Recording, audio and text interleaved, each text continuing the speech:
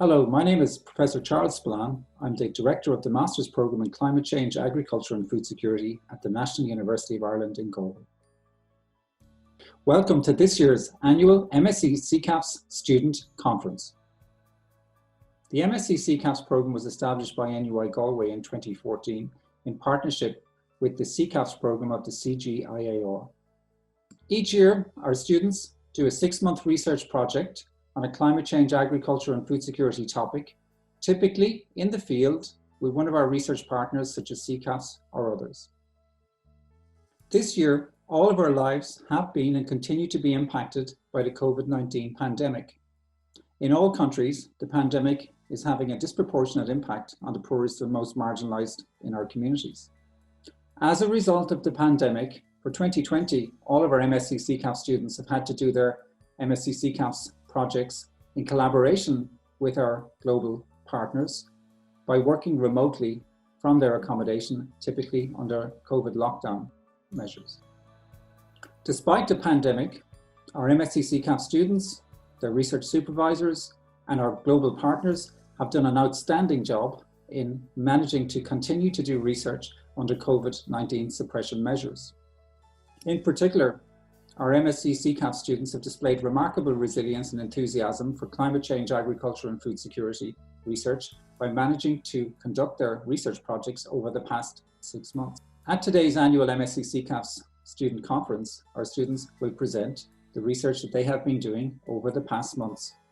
As all of our students have now returned to their countries around the globe, the MScCCAFS program is running this year's annual conference as a broadcast webinar in collaboration with the Ryan Institute at NUI Galway. We would encourage the webinar participants to provide any guidance, comments or suggestions you may have in relation to the presentations of the students using the chat facility in Zoom or YouTube, in whichever manner you're watching the conference. So we do hope that you enjoyed this year's MScCCAFS Annual Student Conference, and thank you very much for your participation. Hi there, my name is Catherine Beal and I am from the Washington, D.C. area in the US. My NUI Galway MScCCAFS research project was on the topic of connecting marginalized coffee farmers in Vietnam with climate information services, and it was conducted in collaboration with CIAT Vietnam. I just want to give a big thank you to my supervisors both at NUI Galway and at CIAT for guiding me through my research. I learned so much from all of you and it was a really valuable experience, so thank you.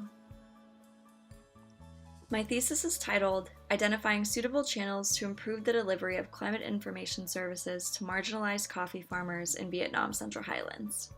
And as mentioned, it was completed in collaboration with CIAT Vietnam. Vietnam is actually the largest producer of Robusta coffee in the world and the second largest producer of coffee overall, behind Brazil. I had no idea that Vietnam was such a large player in coffee production until I started this research. However, climate change has already resulted in challenges for Vietnamese coffee farmers, and these issues are only expected to worsen as the impacts of climate change continue to be realized. Vietnam has been identified as one of the countries that is most vulnerable to the impacts of climate change, and coffee has been recognized as a crop that is very sensitive to climate variations. In fact, it is estimated that by 2050, Vietnam could experience up to a 50% loss of its Robusta coffee production area, due to changes in rainfall patterns and increased temperatures. Farmers will need to adapt to these changes, and their decision-making could be aided with access to the appropriate information. This is where Climate Information Services, or CIS, come into play.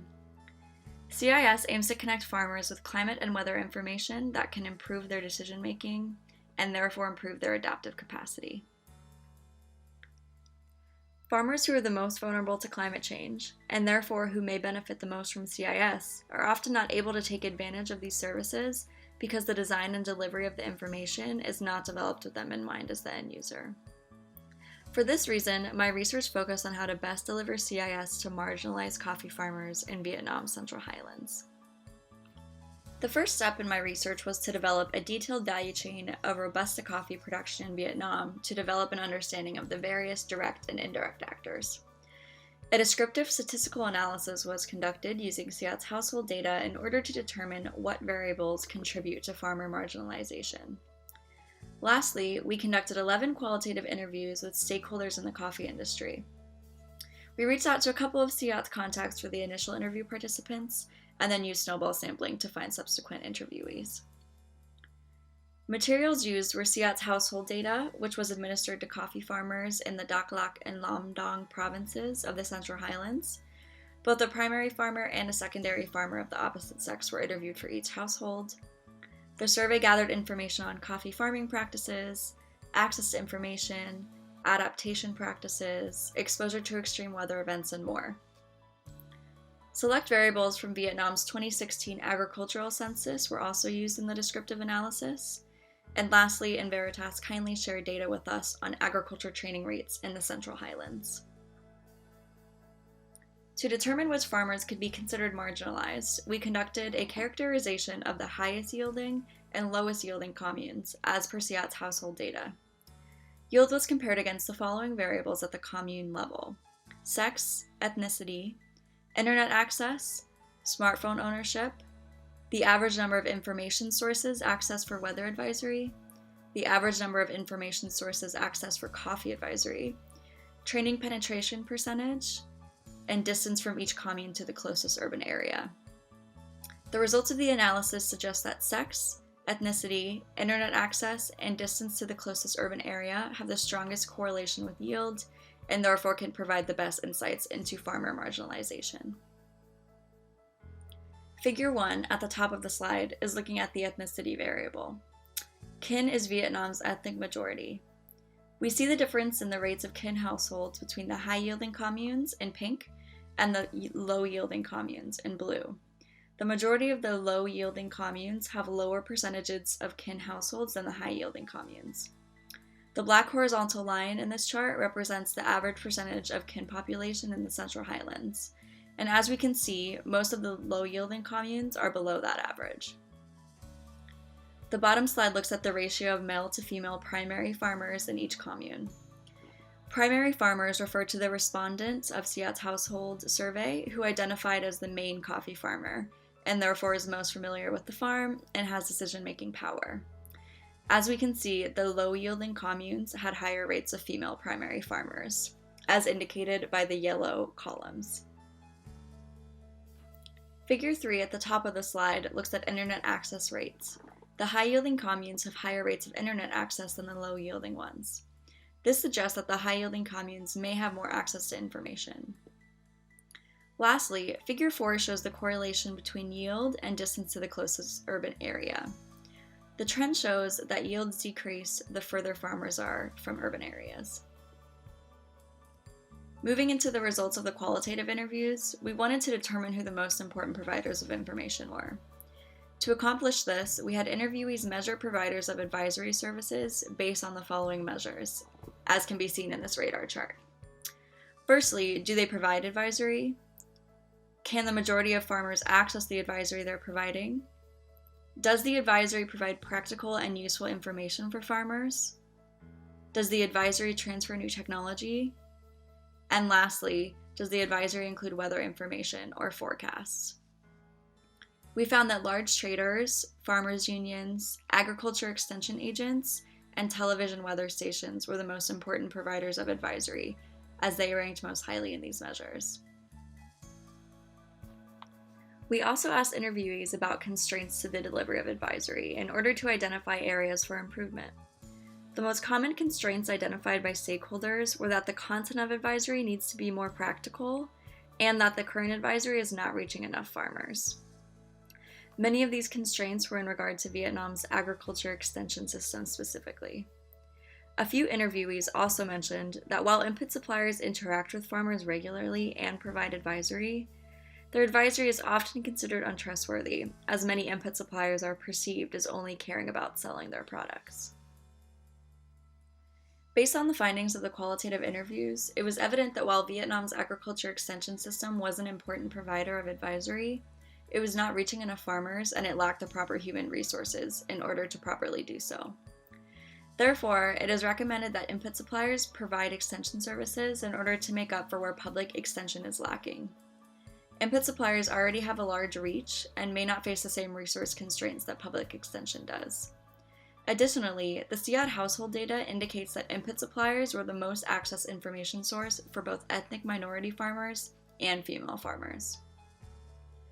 Lastly, our findings reflected that there were no significant actors that consistently coupled agricultural advisory with weather information or forecasts.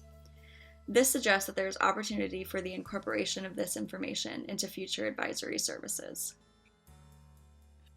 In conclusion, developing effective CIS is a very complex process and one that is heavily influenced by context. Therefore, when designing CIS, it is essential to recognize that subgroups of farmers will have different needs, so the most appropriate information and its delivery channels are going to vary. Farmers, especially those that can be considered marginalized, should be included in the CIS development process from the onset. Doing so will very likely improve the adoption and effective use of the information. Overall, the participatory development of CIS is the way forward. Thank you so much for listening. If you have questions or want to discuss anything I've mentioned during this presentation, please email me at c.beal2@nuigalway.ie. Lastly, I have to give a major shout out to my supervisors at CIAT, Tiffany and Phuong, as well as Charlie and Peter. My research would not have been possible without all of your guidance, so thank you.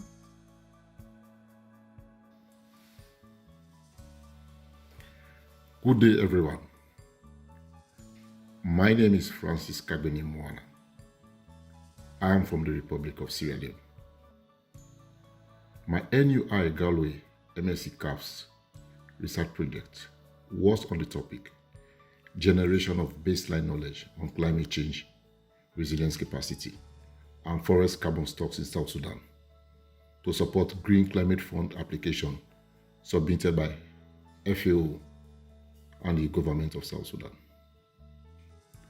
My research topic was conducted in collaboration with the Food and Agricultural Organization of the United Nations, South Sudan office. My research project has indeed added a lot of value addition to my career, which I have yearned for so long. And it has also helped me a lot to understand how to mitigate climate change impact using afforestation interventions. I'm therefore particularly grateful to my supervisors, Professor Charles Spillane and Dr. Peter McKeown from NUI Galway, and Mr. Mishak Malo, FAO representative in South Sudan, for guiding me through this wonderful project. Their guidance and supervision were very much unique and very more thorough. Finally, I want to give thanks to the Almighty God for enabling me to work and save some resources over the years, which have allowed me to do the MScCCAFS project at NUIG. Thank you. My research project on generation of baseline knowledge on climate change resilience capacity to support Green Climate Fund application for South Sudan. This research project was done in collaboration with agricultural organization in South Sudan.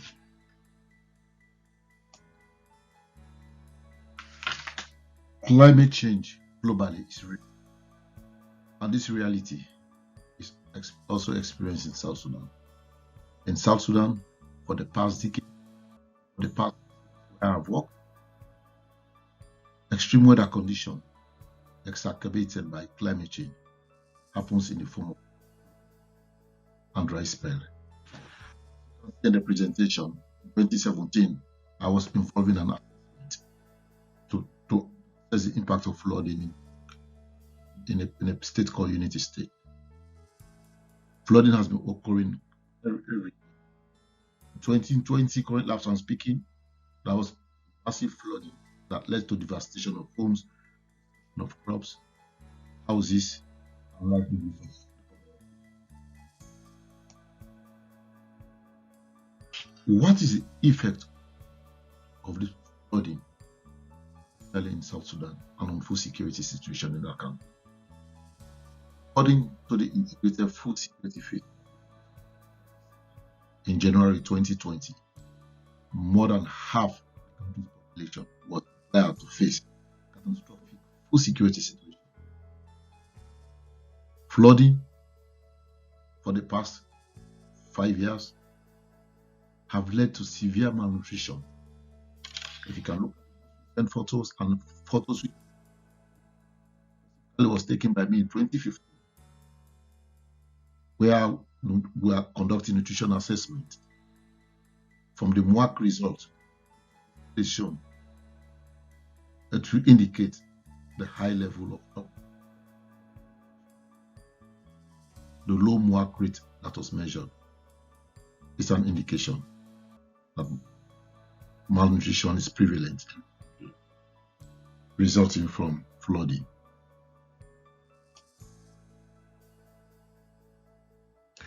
What is the potential in South Sudan to mitigate this climate change?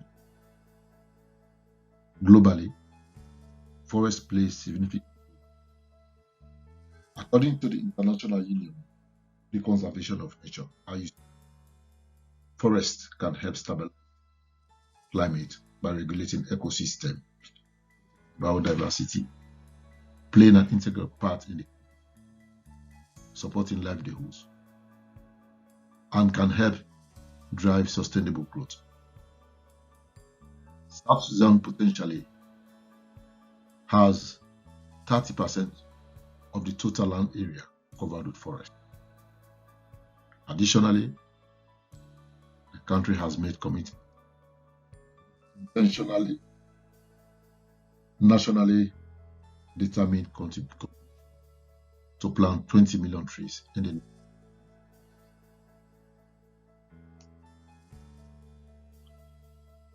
How will the potential of South Sudan forest be tapped?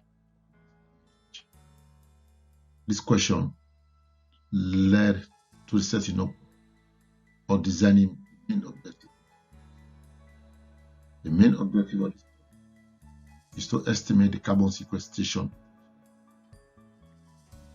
indigenous and exotic fruit tree species in South Sudan. The methodology used to estimate the amount of carbons or the amount of carbon sequestered in tree species was carried out using the IPCC Tier 1 guidelines of 2006. These guidelines provide two sets of equations. The first equation determines the net area sequestration by, and the second equation measures rate. You can see details are provided are the parameter.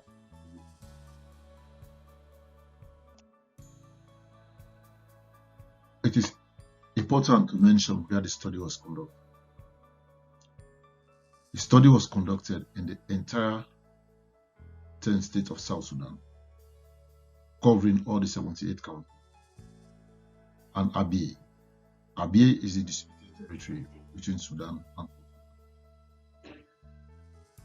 for the purpose of the study, the country was divided into two zones: the agro-pastoral region and the Greenbelt zone. The agro-pastoral region covered 6 and the Greenbelt region covered 4. The key research findings could be grouped in 3 key headings.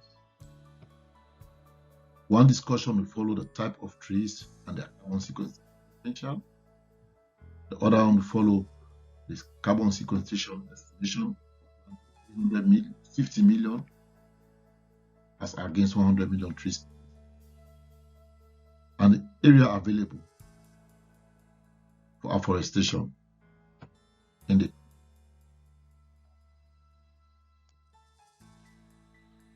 Findings 1. Types of trees and their carbon sequestration potential. The study established that there are 14 tree species. There are 14 tree main species in the two regions. These tree species are very more common in both the agro-pastoralist zone and greenbelt zone. It was also further established that these trees have different growth rates. They fall within different categories, either they being indigenous trees or fruit trees. And some of the trees grow in regions, while some are specifically grow in one region. There are certain tree species that do grow.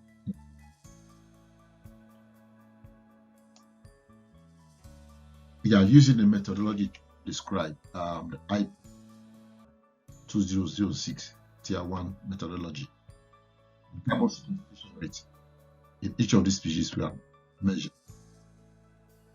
It was realized or established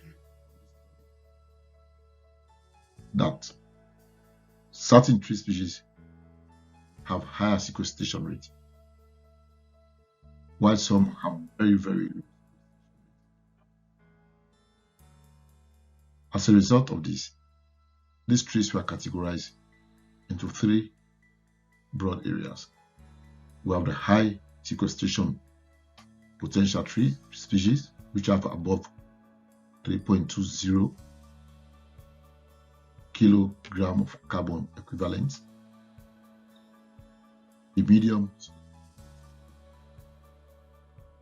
ranges from 2.03 to 2.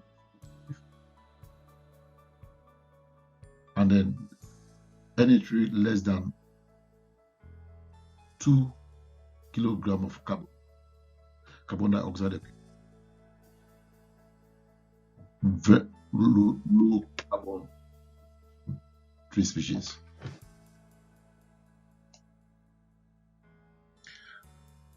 Another key finding from this study is this very big question. What is the expected for planting 50 million or 100 million tree species? There is a theory that the more you plant trees, the more you get disturbed. This study that theory. Result, and from the presentation, it was established that in year 1 alone, planting high potential sequestration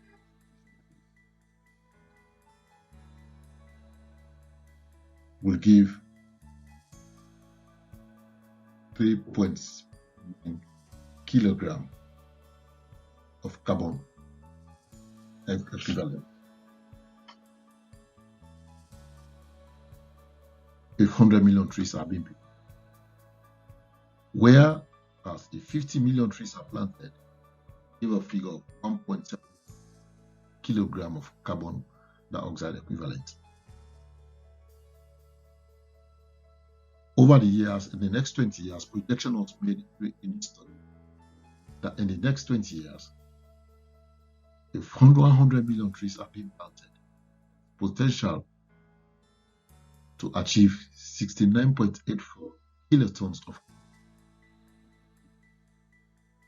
100 million trees, as against planting of 50 million, 4.92 kilotons of carbon. This is a very key finding of the study, and it's being this answers the question mostly raised by donors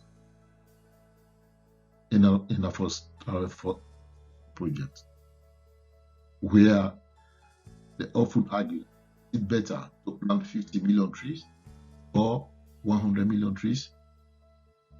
This is the answer to such a question. In 3,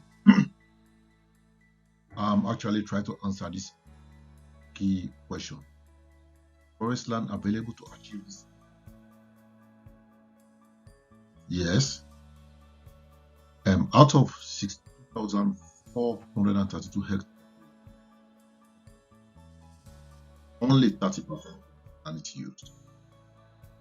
70% is still available for it, which means land to plant more trees is available.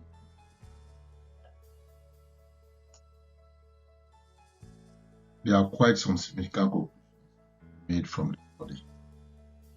Firstly, indigenous trees have higher potential to sequester more carbon than food trees and other trees. This was established in the study. Furthermore, there is also very high co-benefit from planting indigenous and fruit tree species, especially mango.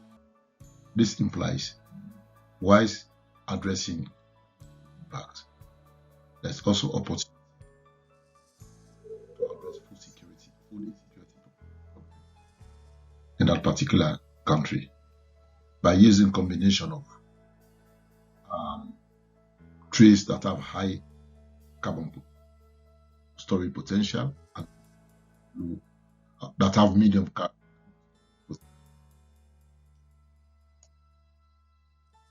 Another key conclusion that can be made is about the mean annual. It was realized that trees with high mean annual increment and using the methodology prove to store more carbon below mean annual increment. From the photos, you can see the baobab tree that have high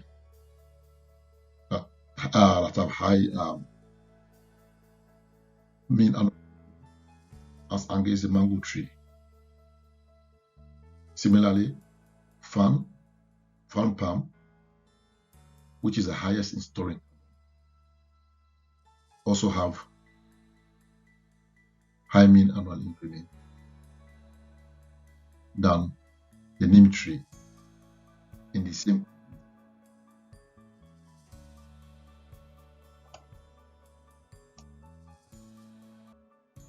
Another conclusion that can be made from the potential exhibited by trees to sequester 3.49 kilotons of carbon per hectare per year, and with potential to sequester 69.8 tons of carbon dioxide per hectare in the next 20 years, demonstrate the potential that trees have to store carbon and subsequently to mitigate climate change. This shows the relevance of trees in mitigating climate change. For the Green Climate Fund project, it is therefore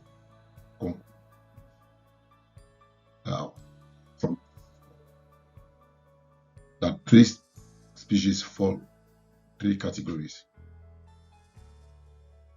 They fall into high carbon sequestration species, medium carbon sequestration species, and the low carbon tree species.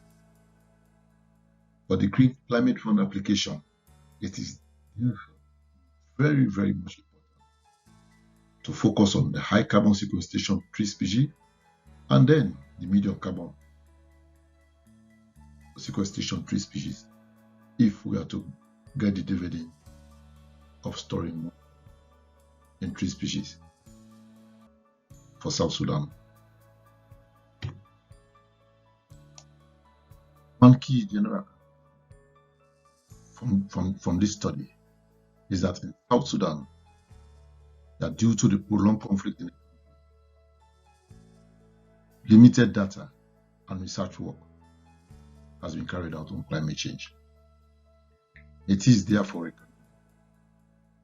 that the FAO, the government of South Sudan, the Real National University of Galway should have strong collaborative research network on climate change issues in South Sudan.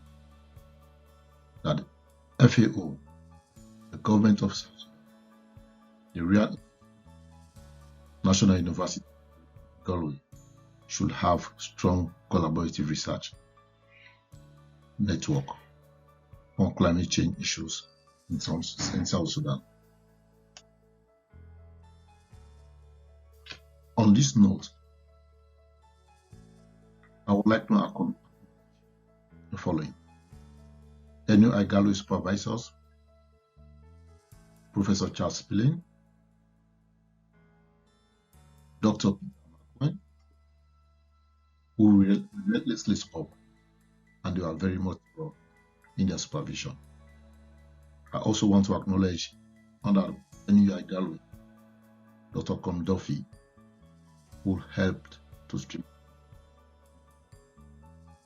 in carrying out this research work, specifically in measuring the carbon estimates for different tree species. Most instances, I would like to acknowledge the following people. Mr. Mishek Malo, who is the FAO representative. Other FAO staffs that were involved, Mr. Iloya Martin, Mr. James Wani, Madam Laila Shamsefa, all in FAO South Sudan, Mr. Martin Henry, Euroom.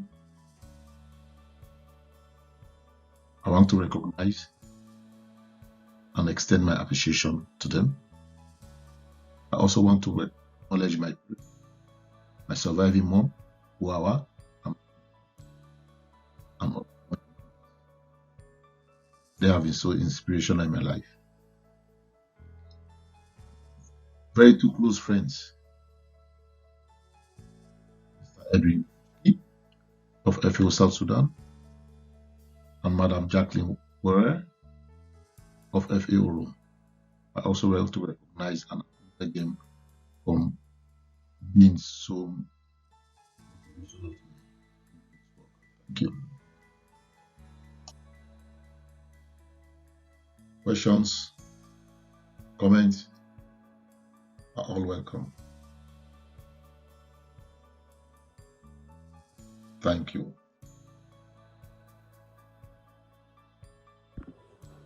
Hi, my name is Andrew Hanley.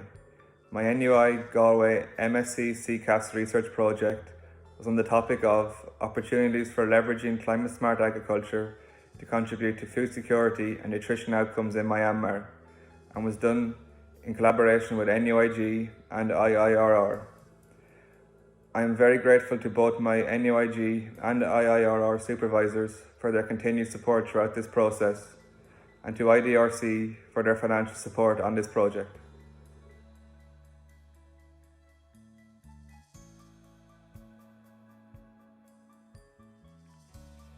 Climate-smart agriculture is one of the proposed solutions for addressing the multiple impacts associated with climate change. As defined by FAO at the Hague Conference on Agriculture, Food Security and Climate Change in 2010, CSA has been developed to integrate the three dimensions of sustainable development. These dimensions are economic, social and environmental. Climate-smart agriculture is based around three main pillars: productivity, adaptation and mitigation, which aim to 1. Sustainably increase agricultural productivity and incomes, 2. Adapting and building resilience to climate change, and finally, reducing and/or removing greenhouse gas emissions where possible. It is important to note that climate-smart agriculture is not one single magical agricultural technology or practice that can be implemented and universally applied to fix climate change. but rather a collection of site-specific solutions that have been designed with the three main pillars in mind. In the 4 climate-smart villages located across Myanmar, agroforestry, the introduction of small livestock, and home gardens were the most common CSA practices that were implemented. Agroforestry consists of the integration of trees and shrubs into crop and animal farming systems. It is designed to create a number of environmental, economic, and social benefits. For example, trees help to bind the soil and improve nutrient quality, allowing for improved crop yield. Trees also provide protection and shelter for both crops and livestock, and depending on the species, fruits that are produced can be sold at markets to provide a new source of income for households. Introducing small livestock such as chickens, pigs, and goats also provides households with new sources of income and can improve food security and dietary diversity by producing eggs, milk, meat, and so on. Home gardens are also a great way of improving food security and dietary diversity, as households can produce their own fruit and vegetables and can also provide new sources of income, as any extra produce that is produced can be sold at markets. IIRR has helped to develop 4 climate-smart villages in Myanmar. Each village is located in a unique agroecological zone and faces its own specific challenges.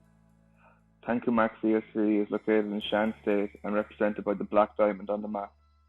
This village is considered to be located in an upland region at roughly 3,500 meters above sea level. The landscape is dominated by hills and has an average annual temperature of 27 degrees Celsius. This is lower than the national average. Hathipu is the second CSV located in Myanmar in the Mandalay region. This region is considered to be a dry zone with high annual temperatures and low levels of rainfall, less than 40 inches per year. This climate-smart village is represented by the blue diamond on the map. Masien is the third CSV in Myanmar. This CSV is located in the delta region of Arawadi, where temperatures and precipitation levels are high. This region is considered to be one of the most productive in Myanmar, but is also suffering the most from the impact associated with climate change. The red diamond on the map highlights the location of Masien CSV. The fourth and final CSV in Myanmar is Sakta in Chin State. This is considered to be a hilly region and one of the least developed areas in Myanmar. The region experiences short, warm summers and cool, dry winters. The CSV is represented by the green diamond on the map. Food insecurity and poor dietary diversity leading to micronutrient deficiencies are common in Myanmar, and in some regions the situation is worsening due to conflict, poverty, and vulnerability to climate change. Findings from the Myanmar Micronutrient and Food Consumption Survey conducted in 2017 and 18 highlighted some of these worrying figures. 26% of children under the age of 5 are said to be nutritionally stunted. 7% of children under the age of 5 are classed as wasted, and nearly 20% of children in this age bracket are underweight. The figures for adults is equally as worrying, with almost 20% of men and 15% of women classed as underweight. It is important to note that these figures are national figures and not necessarily representative of the climate-smart villages themselves. My research was based around 2 key surveys: the Household Food Insecurity Access Scale (HFAS) survey and the Household Dietary Diversity Score (HDDS) survey. A baseline survey was conducted in October 2018 before any CSA practices were implemented. 2 follow-up surveys were then carried out in May 2019 and December 2019, the results of which were used to determine if a given CSA practice that was implemented in the meantime had a significant impact or not. Both HFAS and HDDS surveys are measured on a points-based system. Depending on the response to the question, a household is given a score. For the HFAS survey, a score of 0 means a household is food secure. As the score increases, the household is said to be more food insecure. A score of 27 is the highest possible score and represents a household that is severely food insecure. For the HDDS survey, the worst score a household can achieve is 1. This means they only consume one food type and do not have a diverse diet. The best score possible is 12, meaning a household consumes 12 different food types and has a very diverse diet. Some examples of food types include vitamin A-rich fruits, vegetables, dairy, meat, and cereals such as rice. My job was to work through all this data and extract key trends or important figures. Firstly, all the data had to be organized by year, village, and household. Much of this work was carried out on Microsoft Excel. Once all the data was correctly organized, it was time to carry out some statistical analysis. This was done using JMP, and tests such as one-way ANOVAs were used to determine differences in HIFAS scores and HCDS between locations. We found that there was a negative correlation associated with the number of CSA interventions implemented and the food security scores. In households with no CSA interventions, 36% were considered food secure. In households with one CSA intervention, 25% were food secure, meaning there was an 11% drop in food security from households with no CSA to ones with just one CSA measure implemented. In households with two CSA practices, this figure continued to fall as only 17% were now considered food secure. These results were surprising, as we expected that as CSA practices were implemented, it would in fact help improve food security in households. The challenge now was to figure out what might be causing this decline in scores. One possible explanation is that CSA practices that were implemented, i.e. agroforestry, introduction of small livestock, and home gardens, have long gestation periods, where it may take a number of years to see any benefits, as both the trees and livestock need to mature before they can become effective and profitable. We found that there was a slight positive correlation associated with the implementation of CSA practices and dietary diversity. In households with no CSA interventions, only 17% had a dietary diversity score of 8 or higher, meaning that the household consumed 8 or more different food types, which would be considered a diverse diet. In households with one CSA practice, this figure increased to 19%, scoring 8 or higher, and continued to increase to 25% in households with two CSA interventions. This increase may be attributed to CSA measures such as home gardens that provide households with the opportunity to grow new foods that they may have never eaten before. Home gardens may help to improve dietary diversity in this way, but not necessarily food security, as it may take a number of years to get the production levels up to a high enough standard to sustain a family. When we realized that the implementation of CSA was in fact not having as much of a positive impact as we expected, we wanted to try and figure out what factors may be influencing this. We found that the location of the respondent, i.e. the CSV that they come from, had the most significant influence for both food security and dietary diversity. Respondents from Hadipu CSV tended to be the most food secure, while respondents from SACTA were usually, on average, more food insecure. The p-value of 0.0038 is small enough to indicate very convincing significance, meaning location has a strong influence on food security scores. For dietary diversity, a p-value of 0.0002 is also small enough to indicate that both location and the number of CSA options implemented had a significant influence on dietary diversity. Another interesting result that we found was that HIFAS scores increased from 2018 to 2019, even in households with no CSA practices implemented. In households with no climate smart agriculture in 2018, the grand mean HIFAS score was 2.79. This figure increased to 5.33 in 2019, meaning on average, households were more food insecure. This result would suggest that regardless of the implementation of CSA measures, households in 2019 struggled with food security. This can more than likely be attributed to weather conditions not suitable for good growing and high yields. Households with at least one CSA measure implemented may in fact have suffered less of an increase in HIFAS scores. Although CSA did not help to improve food security for these households in this given time period, it may have helped to soften the blow. A number of important conclusions can be taken from this research. We now know that some CSA interventions, such as agroforestry and the introduction of small livestock, may have long gestation periods before any benefits can be observed. In the future, when planning the development of any climate smart village, pairing both short and long-term CSA options should be considered, as it will ensure households are protected from the very beginning. We now also have a better understanding of the factors that can influence the efficiency and effectiveness of CSA measures.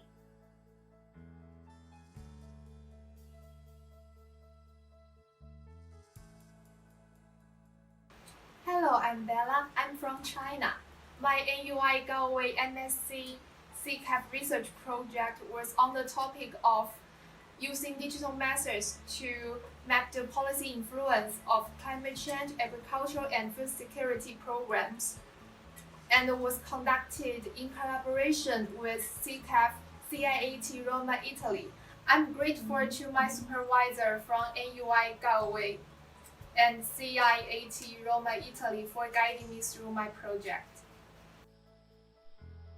As you can see, our topic is using digital methods to map the policy influence of climate change, agricultural, and food security programs. So, why we use digital methods? In addition to being a means of social interaction, the Internet has been increasingly used as a tool for organizing offline events, and many researchers are using social networking platforms to share their work with others. The evidence also shows in the CCAFS 2019 report. As we can see in the figure, the main source of social attention were counted. The most significant social attention comes from Twitter, far more than the following second one, new articles. This data also provides confidence to our idea. Due to the rapid development of Internet, we believe that the Internet is not only a virtual existence, but to a certain extent, it can reflect reality. So we can also explore the impact of projects through the analysis of information on the Internet, which is the basic idea of this project.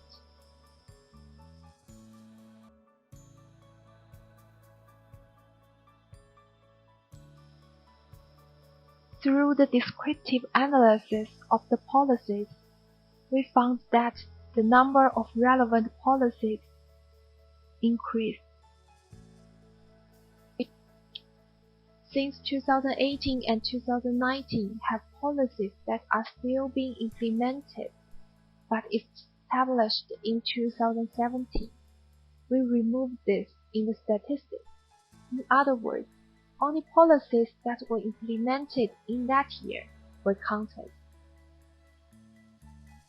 So, as we can see in the picture, influenced by the CCAFS program, relevant policies formulated in 2018 have increased significantly compared to 2017.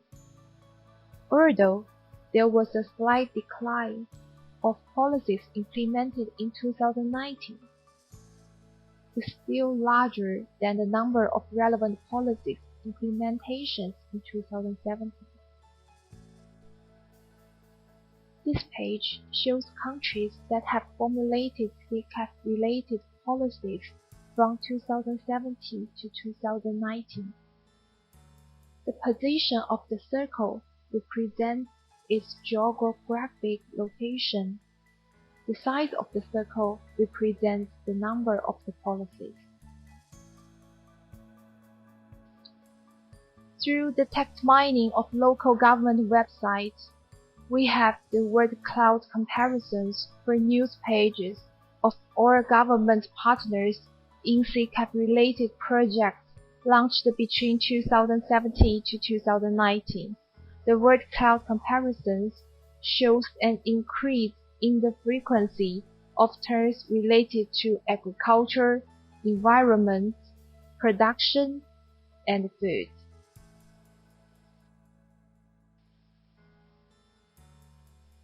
The figure shows the tax correlation between CCAFS project taxonomy and the text in the news sections of the website of government partners for all projects launched between 2017 to 2019. Again, there is a clear increase over time after the project starts. To give an empirical measure to test the coloration over time, and to test whether the coloration after the project start is significant, we performed the following regression. Regression results in table shows that the test coloration increased about 10% after project approval, and that the increase is statistically significant. In the semi-structured interviews, we asked the staffs of government bodies several questions. Questions contain the awareness raising, stakeholder influence, knowledge acquiring, policy influence of CCAF projects. 1+ means, in their answer, they think this session have no improvement after CCAF project.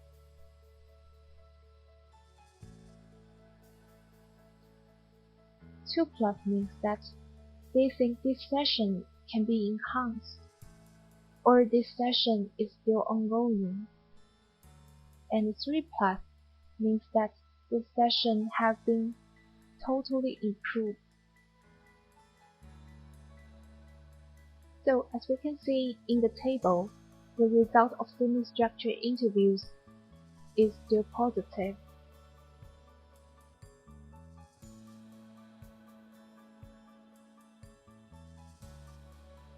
Here are the conclusions of MScCCAFS research.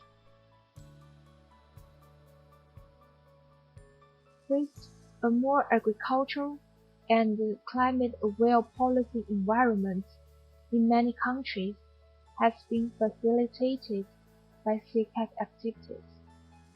The number of newly implemented CCAF-related policies shown an overall growth trend from 2017 to 2019.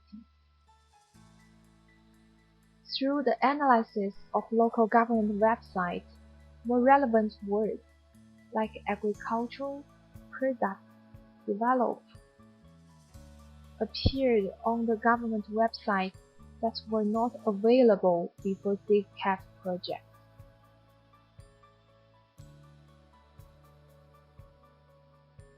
Finally, interviews with government organizations that have participated in CCAF project also revealed a positive policy stakeholder attitude towards CCAF project.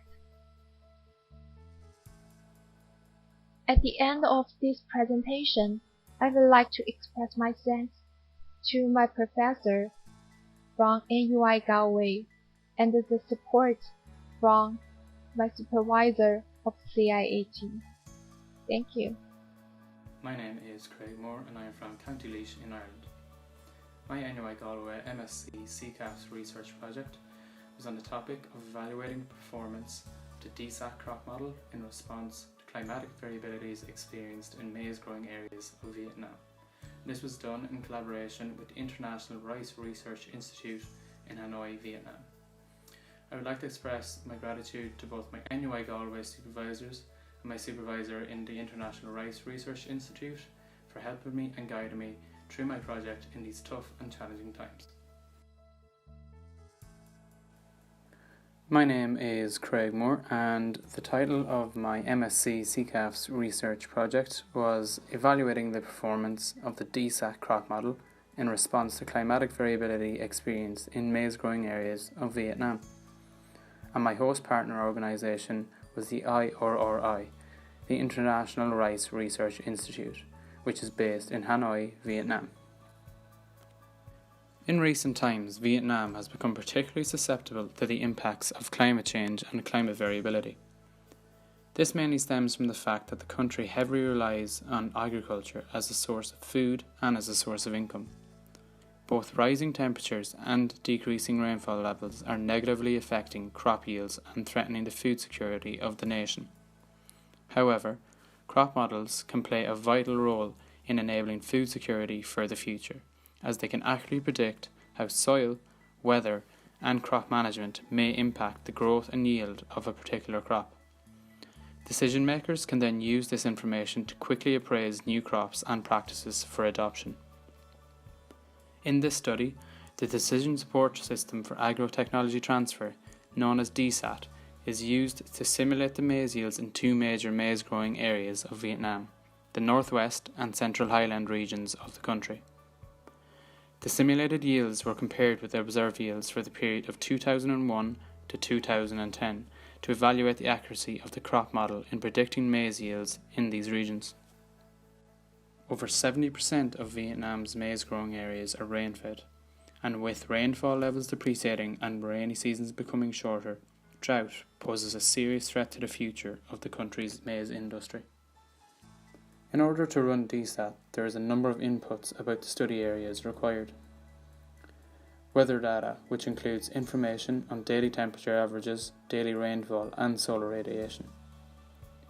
Soil data includes the likes of upper and lower horizon depths, soil pH, nitrogen levels, and cation exchange capacity. Crop management data contains information regarding planting date, fertilizer use, and the application of organic matter. In this study, the SERA's maize model is used, which is embedded within the DSAT crop model. The model's built-in parameters and calibrations have been used in previous studies and can accurately predict variations in crop yields in response to climatic variabilities. The two study areas chosen for this study were the northwest and the central highland regions of Vietnam. As can be seen on this map, the northwest region is the yellow region in the top left corner of the map, while the central highland region is the dark blue coloured region, situated in the lower half of Vietnam. And both are major maize growing areas within the nation. In the northwest region, the DSAT simulation performed very well. A good agreement could be seen between simulated and observed yields, with the exception of 2008, as can be observed in the chart below. It is widely considered that an average percentage error of under 15% shows that the model has performed well. For the northwest region, the average percentage error across the 10-year period stood at 5.3%, showing a very positive performance by the model. It showed an average overestimation of approximately 123.6 kgs per hectare. One exception can be seen in 2008, where the model saw an overestimation of around 940 kgs per hectare, and could be put down to the spike in rainfall levels that the region experienced that year. DSAT performed reasonably well for the Central Highlands region. While it did not perform as well as it did in the Northwest region, a relatively good agreement was seen between simulated and observed yields, with minor disparities. The average percentage error for the 10-year period was calculated as 8%, with an average overestimation of approximately 496 kilograms per hectare. The two high overestimations occurred in 2003 and 2004. While the average overestimation is higher than the Northwest region, the model still performed well and had a strong showing across this period. When the temperature and rainfall data was visualized for both regions, it showed two trends. The first was that temperatures for both regions showed an increasing trend across the 10-year period, with some minor anomalies. The second trend showed that rainfall levels decreased across the period for both regions, also with some minor anomalies. The major exceptions to the trends include the drop in temperature experienced in the Northwest region in 2008 and the spike in rainfall experienced in the Northwest in 2008 and the Central Highlands in 2009, with both anomalies being picked up by the model's predictions. Overall, the DSAT model performed very well in response to the climatic changes that were experienced in both regions, with an average overestimation for both regions standing at approximately 310 kg per hectare. With further calibrations and altering of the model's parameters and improved dataset, the simulations could become even more accurate. Temperatures are expected to continue to rise in Vietnam, and rainfall levels are set to continue on this decreasing trend, which will lead to further droughts across the nation, putting further pressure on the maize crop. However, this study has shown that the Serres maze model that is embedded in the DSAT model can accurately predict maize yields for both regions.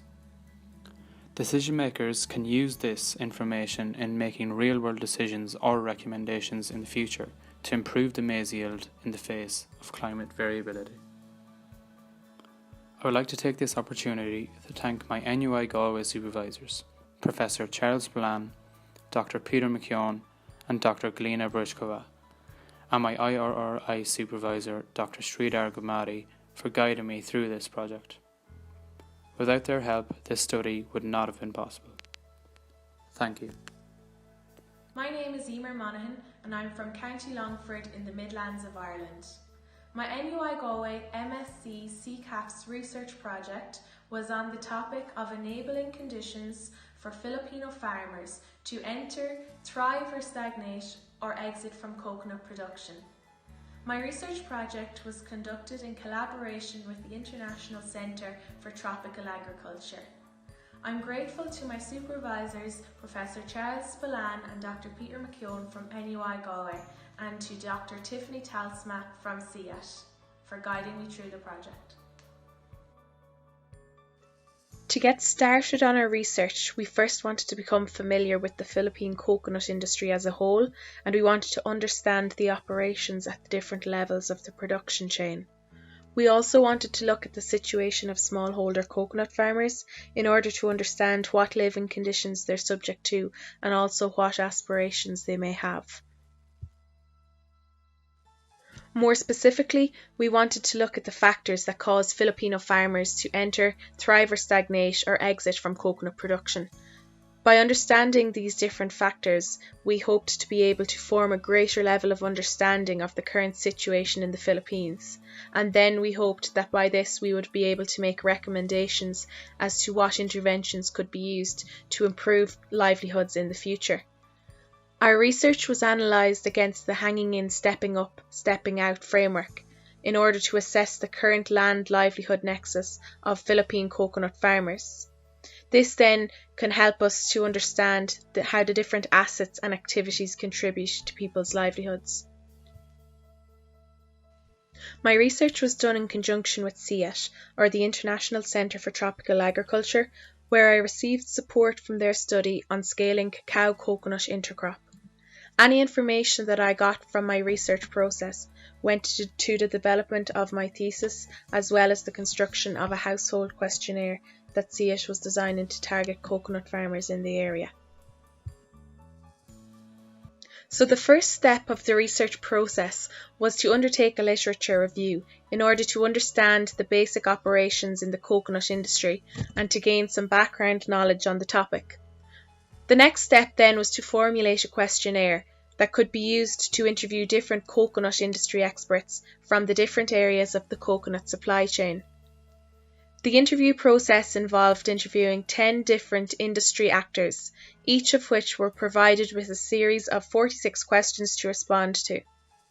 When the interview process was complete, we could then begin the analysis component of the research in order to identify different trends that existed from our responses.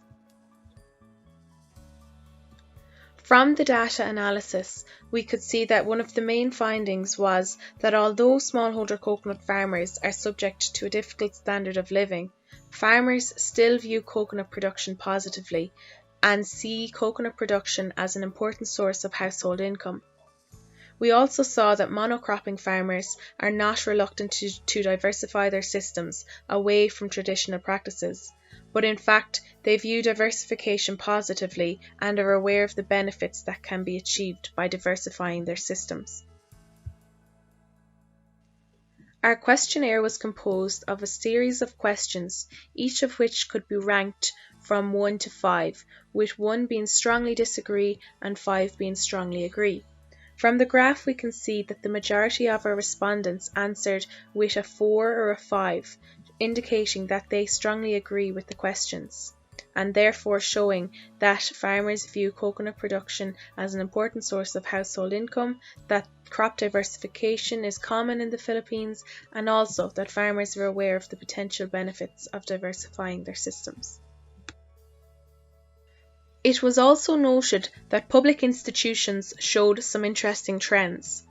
2 different public institutions were interviewed, and it would be expected that both of these institutions would have a similar level of understanding. However, from the graph we can see that this isn't always the case, as there were different occasions where their responses to the same questions varied dramatically. This suggests a lack of understanding between the 2 institutions, who are expected to provide information and support to farmers. As well as this, it appears that the same 2 public institutions are distanced from the other respondents. From the graph we can see that the 2 purple lines represent the public institutions, and for some of the answers they are definite outliers. This suggests that they don't have the same interpretations as the other respondents about the current situation in the coconut industry. Other findings from our research show that although there is variation in some areas of the questionnaire, there does tend to be a lot of agreement between respondents in other areas. For example, general system information. There was a lot of uniformity shown between responses from the different interviewees. Also, there appears to be a lack of understanding with field-level operations. This is shown as our farmer respondents gave different responses to those who are operating in different levels of the production chain.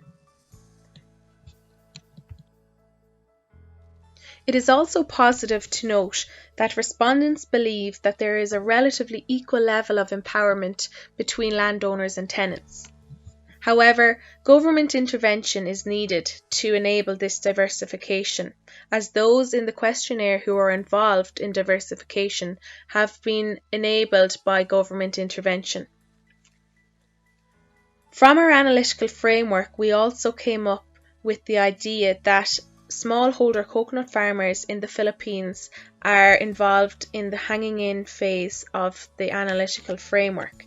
This means that they are engaging in the same activities and work with the same assets in order to maintain their livelihoods. After having completed the research process of my thesis and completing the interview process, it can be concluded that coconut farmers in the Philippines view coconut production positively. It can also be agreed that smallholder coconut farmers view diversification positively and would be engaged in diversification if they had greater levels of intervention from the government. Government intervention would provide smallholder coconut farmers with inputs and resources needed to diversify their systems. It is also understood that greater levels of communication and understanding are needed between the different industry actors. Smallholder empowerment is needed to escape the hanging-in phase that smallholder coconut farmers are stuck in. This would in turn eliminate poverty and improve standards of living in the Philippines. I would like to offer my thanks to my supervisors at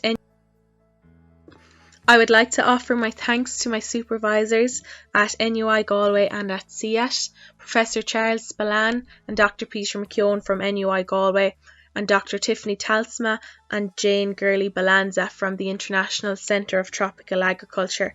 My supervisors provided me with information and support throughout the thesis process, and I greatly appreciate their time. Hello, my name is Eric Moreno, and I'm from San Diego, California. For my MScCCAFS research project this year, I collaborated with the International Centre for Tropical Agriculture, known by its Spanish acronym as CIAT. For my project, I researched the alignment between global food supply and global food intake to 2 dietary ideals in order to determine the role that diets may be playing in public health. I'm grateful to my supervisors from Galway, Charlie and Peter, as well as my supervisor at CIAT, Dr. Colin Corey, for their continued help and support throughout this whole process. I'm also grateful to Stephen Sotelo from CIAT for his technical support in order to visualize the results, and to last year's MScCCAFS student Anna Witten, whose work last year set the base for this project. Thank you. Hello again. For this presentation, I'll be discussing my research project titled Alignment Between Global Food Supply, Dietary Intake, and Ideal Diets, which I did in collaboration with CIAT. Globalization and economic transitions are leading to changing dietary patterns across the world, which are converging on what are known as Western diets. Now, Western diets are marked by a high intake of certain food groups such as sugars, fats, meats, dairy, and certain grains such as starchy vegetables and wheats, as well as highly processed foods. Western diets are associated with several non-communicable diseases such as cardiovascular disease, diabetes, and certain types of cancers as well. All of this has led to diets now representing the highest group of risk factors to human health, and poor diet quality led to 11 million deaths in the year 2017. Because diets represent such an important factor in determining the quality of one's overall health, different organizations have created different dietary ideals which seek to better the health not just of people, but of the planet as well. There is no one universal ideal diet that will work for everyone across the globe. Diets are context specific and must take into account cultural, religious, or ethical reasons for following a certain type of diet. However, there are general principles for healthy diets, which should comprise of nutrient adequacy, dietary balance, and moderation. Ideal diets should also align with the goals of ensuring food security and nutrition for everyone. For my project, I focused on two dietary ideals, these being the dietary approaches to stop hypertension, also known as the DASH diet for short, and the Eat Lancet Planetary Health Plate, or the PHP diet for short. The PHP diet does take into account environmental impacts and sustainability of diets, whereas DASH just focuses on human health. In order to compare supply and intake data to the DASH and PHP ideal diets, I first had to download supply data from Faustat. So I downloaded the food balance sheets from the years 1961 to 2013. The intake data was sourced from both Global Burden of Disease and Global Dietary Database. The food groups between all these data sets were very distinct, so I had to harmonize them, and I was only able to compare certain select food groups, these being fruits, vegetables, meats, and sugars, as they were the ones that were most consistent across the different food groups. After this, I used reference values for the DASH and the PHP diets to compare supply and intake data with, and foods were categorized into two groups, Group A for healthier options and Group B for less healthy options. The dietary data was then visualized using Tableau in order to create graphs.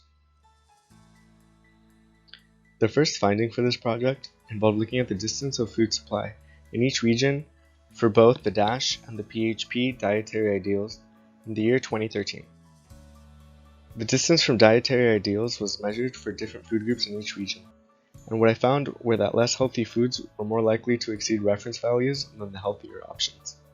Sugars were universally above reference values across all regions, and meats similarly were consistently above reference values with the exceptions of South Asia and Sub-Saharan Africa. Most regions, however, struggled to meet reference values for healthier options such as fruits and vegetables. For this project, I had two different sources of intake data, these being Global Burden of Disease, GBD, and Global Dietary Database, GDD. I looked at 4 food groups, these being fruits, vegetables, meat, and sugars, in a time series in order to determine what, if any, trends were rising in consumption data from the years 1990 to 2017 or 2015, depending on the dataset. When I looked at fruits, I found that the intake was well below reference values across all regions for both datasets. In addition, it appears that the consumption of fruits has been rather stagnant from these years as well. When looking at the vegetable category, I found that intake fell below dietary reference values in all regions globally. However, there is a discrepancy between the two datasets, with GBD showing an increasing trend in vegetable consumption and GDD showing a decreasing trend for vegetable consumption over roughly the same time period. This might be due to the fact that GDD is looking to become the #1 source for dietary intake data, and as such, the quality of its data may be a bit more robust. However, these findings are consistent with the supply data, which showed that regions are struggling to meet supply for healthier food options such as fruits and vegetables. And as we can see in this graph, regions are struggling to meet supply for vegetable intake as well as food intake. When looking at red and processed meats, I found that intake fell below reference values across all regions, which was surprising to me. However, GBD and GDD only measure red and processed meats, whereas when I looked at the supply, the meat category was much more robust, and I included other meats such as poultry and fish as well. Again, we see a discrepancy between the data sets, with GBD showing a stagnant trend in consumption for meat, and GDD showing decreasing consumption in red meat.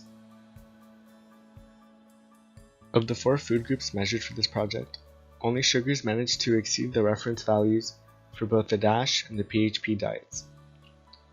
Both GBD and GDD only supplied data for sugar-sweetened beverages, and despite this, intake was well above the reference values. Sugar-sweetened beverages are linked to negative health outcomes such as diabetes, and thus represent a key area of intervention for creating healthier diets.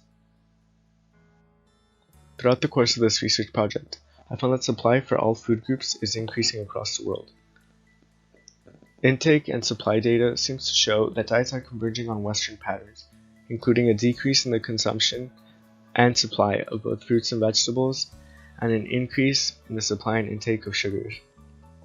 Whereas supply of meat is increasing, intake data shows mixed results for meat intake, and certain regions such as South Asia and Sub-Saharan Africa could stand to see an increase in meat intake, whereas high-income countries could most likely benefit from a decrease in meat intake. However, knowledge gaps exist in the datasets and in the literature as well regarding nutrition, and these issues must be addressed going forward in order to create better dietary guidelines. My recommendations for researchers are to fill the knowledge gaps which exist within the field of nutrition, as well as to harmonize and standardize supply and intake data so that datasets are easily comparable to one another. National health boards could create easily accessible and understandable dietary guidelines to promote healthier diets among their citizens, especially if they provide educational material for young students who can then use this knowledge to make healthier choices in terms of diets. Legislators could disincentivize consumption of less healthy foods, perhaps by banning marketing targeting young children, or introducing taxes on sugary drinks, as was the case in Ireland and the UK, or even by requiring food high in calories, fats, or sugars to be labeled, as was the case in Mexico. Measures such as these may be effective in helping consumers to make healthier choices. Just as well, they should fund nutrition research so that higher quality data can be produced, which stands to benefit their citizens. Once again, I'd like to thank everyone involved in this process of helping me complete this research project. I'd like to thank my supervisors from Galway, Charlie and Peter, for their help and support in linking up across different time zones and all their help in the middle of a pandemic. I truly appreciate it. I'd like to thank Dr. Colin Corey of CIAT for all his help and all the knowledge and guidance he gave me throughout this whole process as well. I'd like to thank Steven Sotelo of CIAT for his help with the programming portions. I would definitely not have been able to create the graphs that I did without his help. And I'd like to thank Anna Winton from the MScCCAFS program last year. Her research provided the basis for this project, and she reached out and helped me on many occasions, so a big thank you to her. I'm Isabel McLaughlin, and I'm from Galway, Ireland. My MScCCAFS research project was on the development and impact monitoring of a communications strategy for CGR climate security. This project was undertaken in collaboration with CGR, CCAFS and Climate Security. I would like to thank both my professors and supervisors at Climate Security for their help and guidance along the way and throughout this project. Thank you.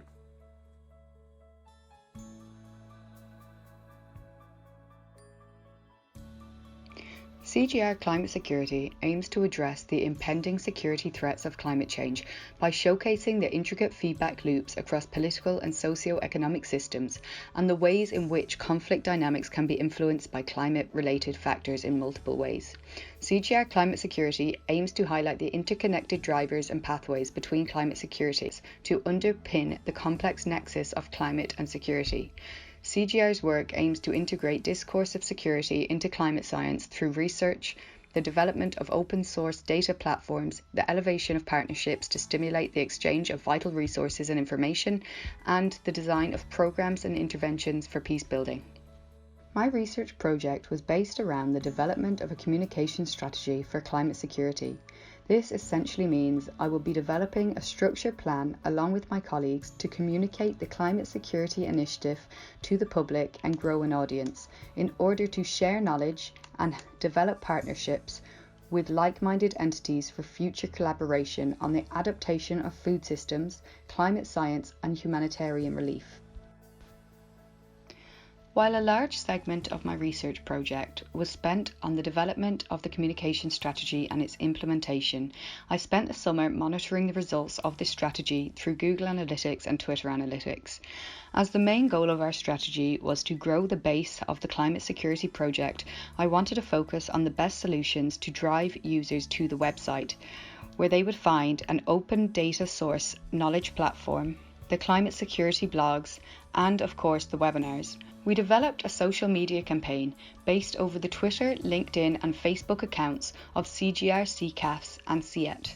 I could then use the analytics from Twitter and Google to make observations and conclusions about the effectiveness of the climate security communication strategy. As can be seen on the graph in Fig 2, there is a positive correlation between high engagement and high URL clicks per tweet across the 3 Twitter accounts. The analysis of the accounts show that it is important to focus on tweet engagement and tweet impressions, as these 2 factors are positively correlated with high URL clicks. Also shown on the slide is the relationship between the type of media and the engagement and URL clicks. The relationship was different across the 3 Twitter accounts. More precisely, as we see in Fig 3, for both CCAFS and CIET, tweets with videos had a slightly higher average number of URL clicks and engagement. For CGR, tweets with images drove average engagement per tweet but did not have a significant impact on the average URL clicks. CGR performed better when accompanied with an image on engagement, but not significantly on URL clicks. In contrast to this, both CCAFS and CIET performed better with a video accompaniment on both counts. This suggests that videos are more effective at driving URL clicks, but the difference is not overwhelmingly significant, meaning a combination of both images and videos are suitable with a slight emphasis on video where possible. Shown here in Fig 4 is a representation of how the day of the week affected URL clicks. For CGR, the tweets that were posted at the end of the week, Friday, Saturday and Sunday, had higher average URL clicks. Following this pattern, the tweets posted by CCAFS at the end of the week had on average more URL clicks than those earlier in the week. Tweets posted on Mondays had the lowest number of URL clicks. Again, we see here that the tweets posted by CIET on Fridays had significantly higher average URL clicks. Tweets posted on Mondays had an average of 0.5 URL clicks, while tweets posted on Fridays had an average of 17.5 URL clicks. In this study, the day of the week had a significant impact on how users reacted to the tweets. Tweets that were posted at the end of the week had higher engagement, URL clicks and likes. Across the 3 Twitter accounts, Monday is the day of the week with the lowest level of engagement per tweet. However, it is important to note that only a small subset of tweets were posted at the end of the week. It would be necessary to test this hypothesis by posting more tweets at the end of the week and review the findings a month later. As can be seen in Fig 5, the impact of the time of day is less clear and is different for the 3 Twitter accounts. The tweets sent from CGR posted in the morning and the evening have higher URL clicks per tweet on average.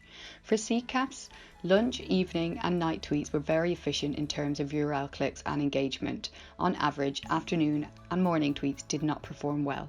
The data for the time of day from CIET is a bit disaggregated as there was not enough variation in the available data to display accurate results. There was only one tweet sent out in the evening which performed the best overall, suggesting that tweets should be posted later in the day. Once I began analysing the impact of the time of the day on tweets, it became clear that there was a significant limitation in the study. As CGR, CCAFS and CEAD are all international organisations, the time of day for their followers varies significantly by time zone, meaning people may be viewing the tweets internationally at all times of the day. This may influence the data gathered from the variable of time. Overall, the time of the day seems to be less important to determine whether a tweet will be efficient. The following dataset was sourced from Google Analytics.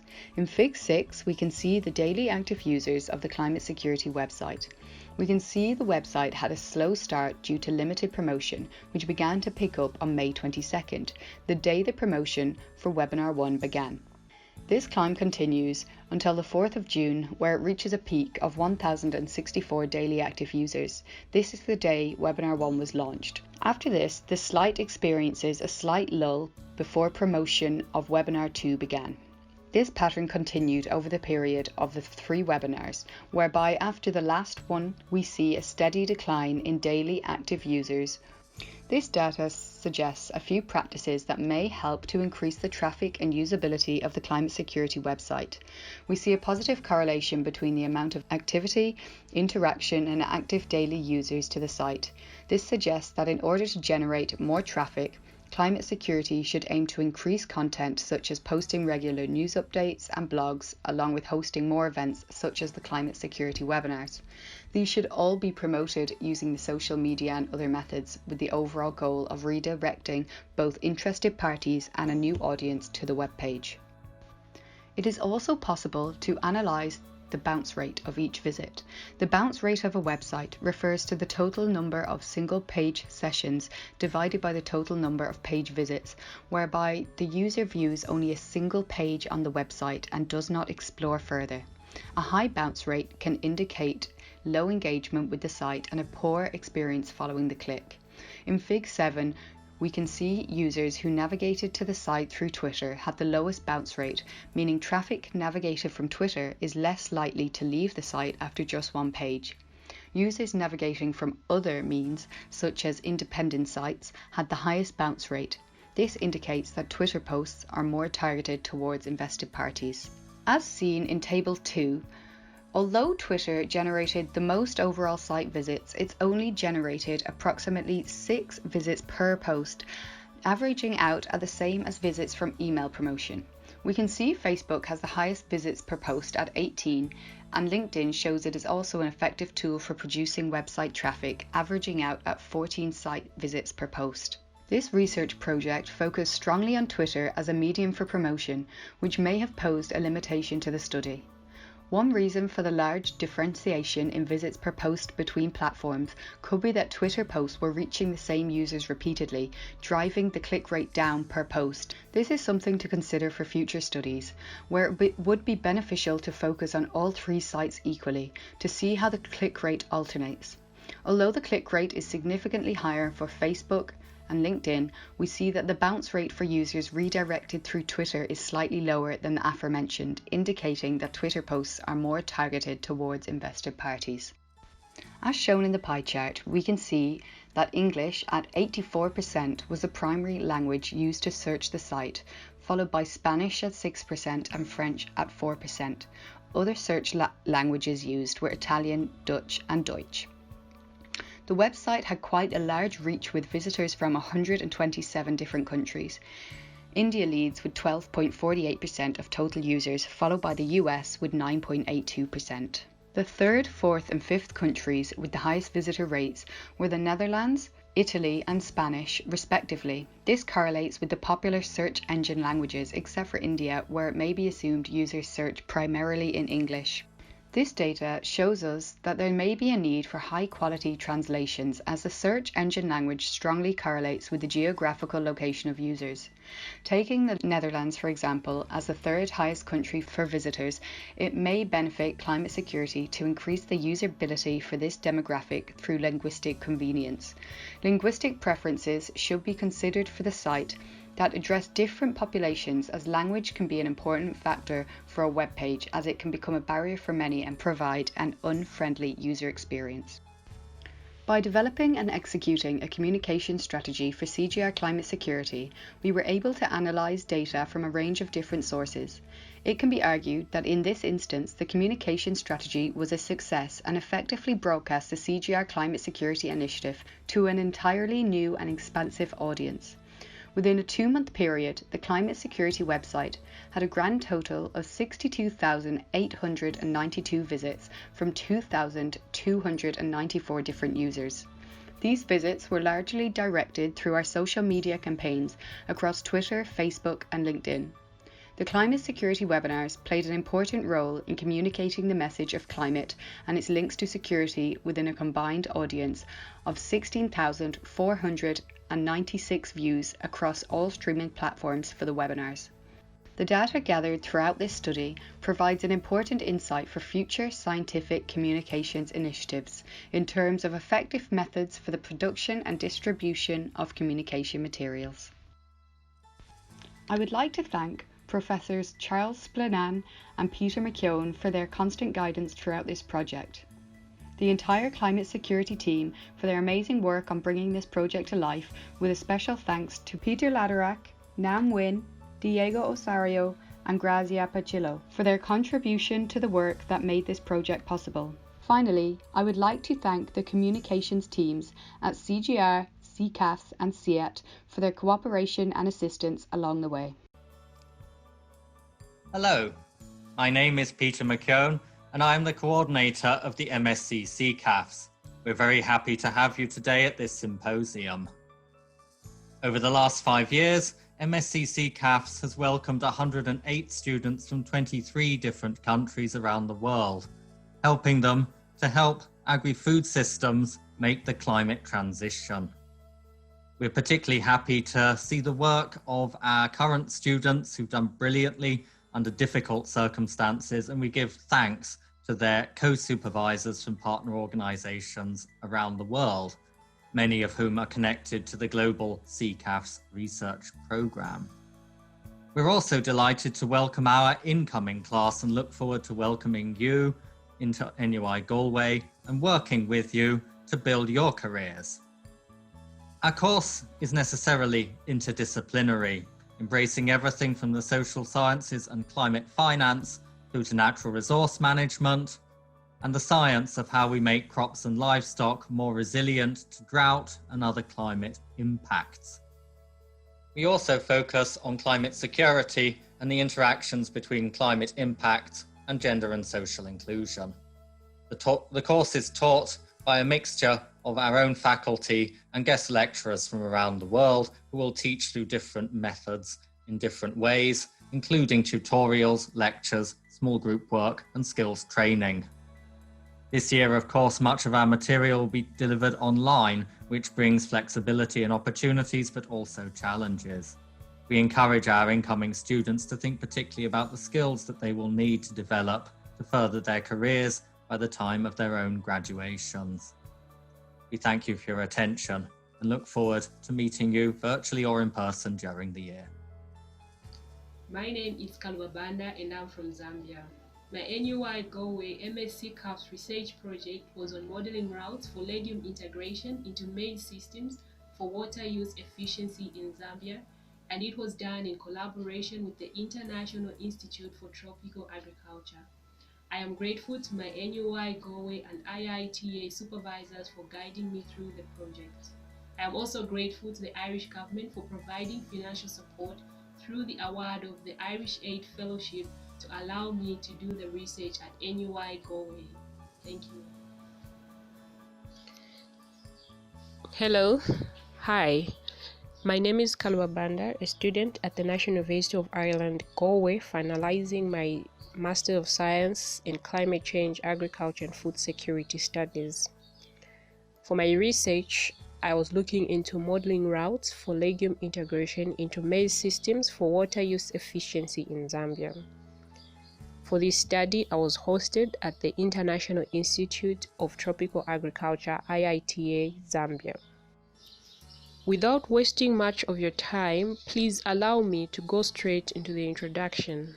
Smallholder farmers in Zambia, like many others in sub-Saharan Africa, consider legumes as a cheaper source of protein and alternative source of income. Legumes are also readily available.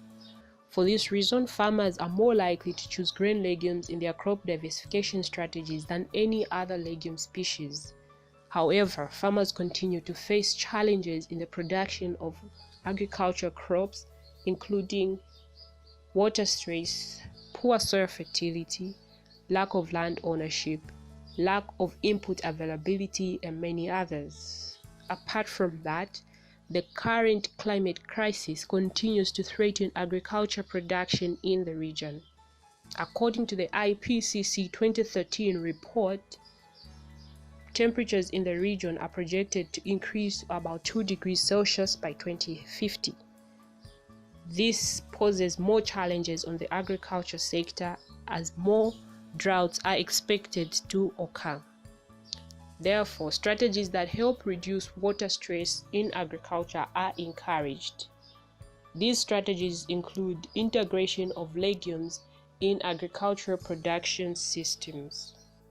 To conduct my research, I used the Decision Support System for Agritechnology Transfer (DSAT) to simulate crop growth, development, and yield. For this software, I needed a soil module, a weather module, and a genetic module. In the DSAT crop management tool, cultivars such as maize, groundnuts, cowpeas, soybeans, and common beans were grown in rotation. Maize was grown in rotation with one legume at a time in a sequential experiment. Each cultivar was followed by a short fallow period. All cultivars were harvested at maturity except for fallow periods whose harvest was specified on reported dates. Simulations were run for a period of about 25 years, starting from 1994 as the starting year. Other specific simulations in the simulation options of the software included the use of the century pattern soil model, canopy curves photosynthesis, and symbiosis for all legume cultivars. For maize, initial conditions were specified such that the maize cultivar was preceded by a legume which was grown in rotation with the maize for that rotation. Results from each rotation were collected and subjected to an analysis of variance through the comparison of means in SPSS version 22. The analysis revealed that significant differences were observed when maize was rotated with groundnuts from one soil to the other. The maize groundnut rotation was seen to perform better in more soils than any of the legumes that maize was rotated with. The positive increase in the water use efficiency of maize when rotated with groundnuts can be linked to the yield increase of the cereal as well as the high biomass of the legume. In the maize-soybeans rotation, the water use efficiency of maize was highest in at least 3 soils. Rotations with soybeans had a comparative advantage which can be attributed to the genetic potential of the cultivar and its interaction with the soil. Soybeans is known to have a medium to long growth duration. The medium growth duration of soybeans meant that the cultivar had more time to put up more biomass, which in turn meant that when the biomass is incorporated in the soil at maize planting, it provided more soil cover, hence reducing soil evaporation and making more water readily available to the maize. Compared to groundnuts and soybeans rotation, the maize dry beans rotation was highest only on one soil type, namely Haplic Acrisol soils ZM051 of Agroecological Zone 3 of Zambia. The maize cowpea rotation, on the other hand, had consistently lower water use efficiency on all soils of the 3 agroecological zones of Zambia compared to the other legumes with which maize was rotated within the study. This can be linked to the low yields of cowpea as well as the very short growth duration of the legume. The short growth duration of the legume meant that cowpeas did not have enough time to put up more biomass. This meant that even when the biomass was incorporated into the soil at maize planting, it did not provide enough soil cover to prevent excess water loss from the soil. A comparison of means as analyzed in SPSS version 20 shows that the water use efficiency of maize changed significantly from one soil to the other when rotated with the different legumes. This is as determined by the analysis of variances at p less than 0.05. The positive results observed in the water use efficiency of maize when rotated with the 4 legumes can be linked to the increase in the nutrient balance and soil organic carbon, as well as to the resilience of legumes such as groundnuts to in-season droughts. Also, the study suggests that the legumes had no direct impact on the system's water use efficiency except through the changes in the soil water characteristics.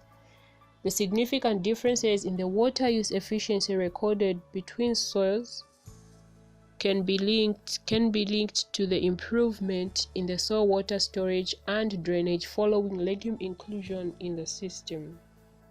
Generally speaking, the water use efficiency of a cultivar is affected by its genetic potential and the interaction it has with the environment. In this case, the maize cultivar has its own genetic potential which interacted with the integrated legumes in the systems. The legumes produced high biomass to provide soil cover and reduce soil evaporation from which the maize cultivar benefited. However, legumes with a very short growth duration have very low water use efficiency. Overall, for water use efficiency within a particular soil, it really doesn't matter which legume a farmer chooses to grow. Farmers can either choose any grain legume as long as they restrict them to one soil type. But as they move from one soil to the other, it can be recommended that maize groundnut rotations are done on calcic soilness soils, haplic acrisol soils, Luvic phyosem soils, utric cambisol soils, gleic arenosol soils, and ferralic cambisol soils. The large number of soils on which groundnuts performs better gives a much wider choice for farmers to grow groundnuts in rotation with maize. Rotations with soybeans can be recommended on at least 3 soils across all 3 agroecologic zones of Zambia. And these are the carbic podsol soils, haplic lixisol, and the haplic ferrasol soils. For common beans or dry beans, rotations can be recommended on haplic acrisol soils. No recommendations were made for cowpea, as the cowpea was not seen to produce high water use efficiency on any of the soils higher than any of the legumes with which maize was rotated with. I wish to acknowledge that this research was made possible by the help and support of IITA supervisors Dr. David Chikoe, Dr. Arega, and specifically I wish to thank Dr. Sika of IITA Malawi for the technical support and skill on how to use the DSAT software. I also thank NUI Galway supervisors, Professor Charles Spillane and Dr. Peter McKeon, for the insight they provided on the study. I thank also the Ministry of Agriculture, SINDA Zambia, for allowing me time away from work to conduct the research. I would like to give thanks to the Irish government for providing me with the financial assistance through the award of the Irish Aid Fellowship, which enabled me to do the study at the named university.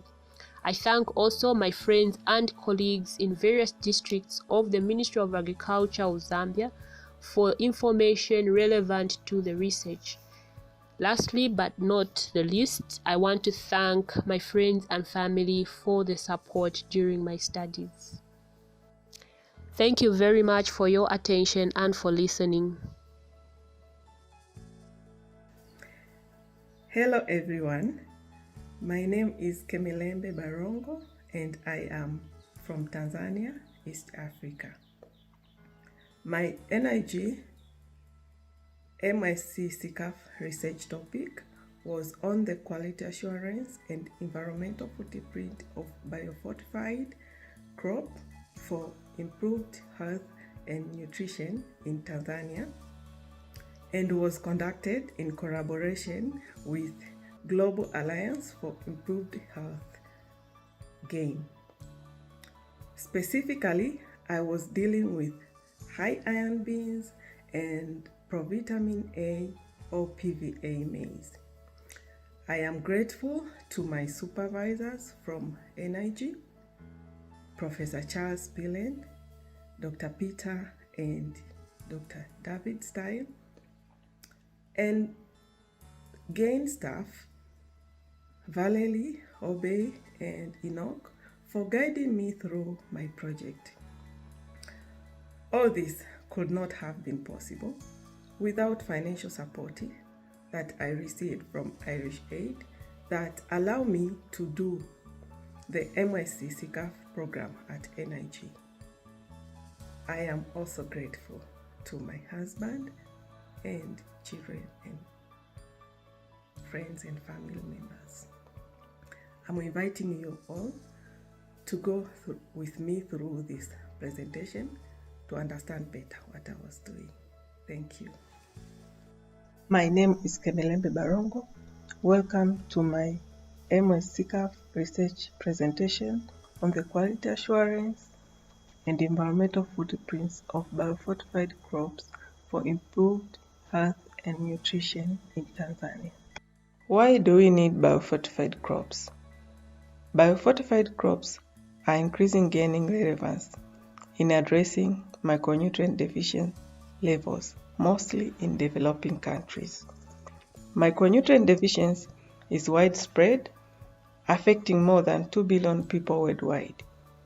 Micronutrients are vitamins and minerals which are needed by the body in small quantities but are essential for good nutrition, productivity, proper growth, and development.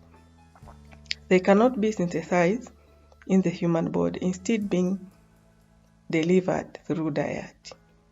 Inadequate intake can have a substantial negative health impact, leading to lifelong consequences, sometimes resulting in death. Micronutrient deficiency affect all gender and age and certain risky groups. Pregnant women and children below 5 years are the most vulnerable.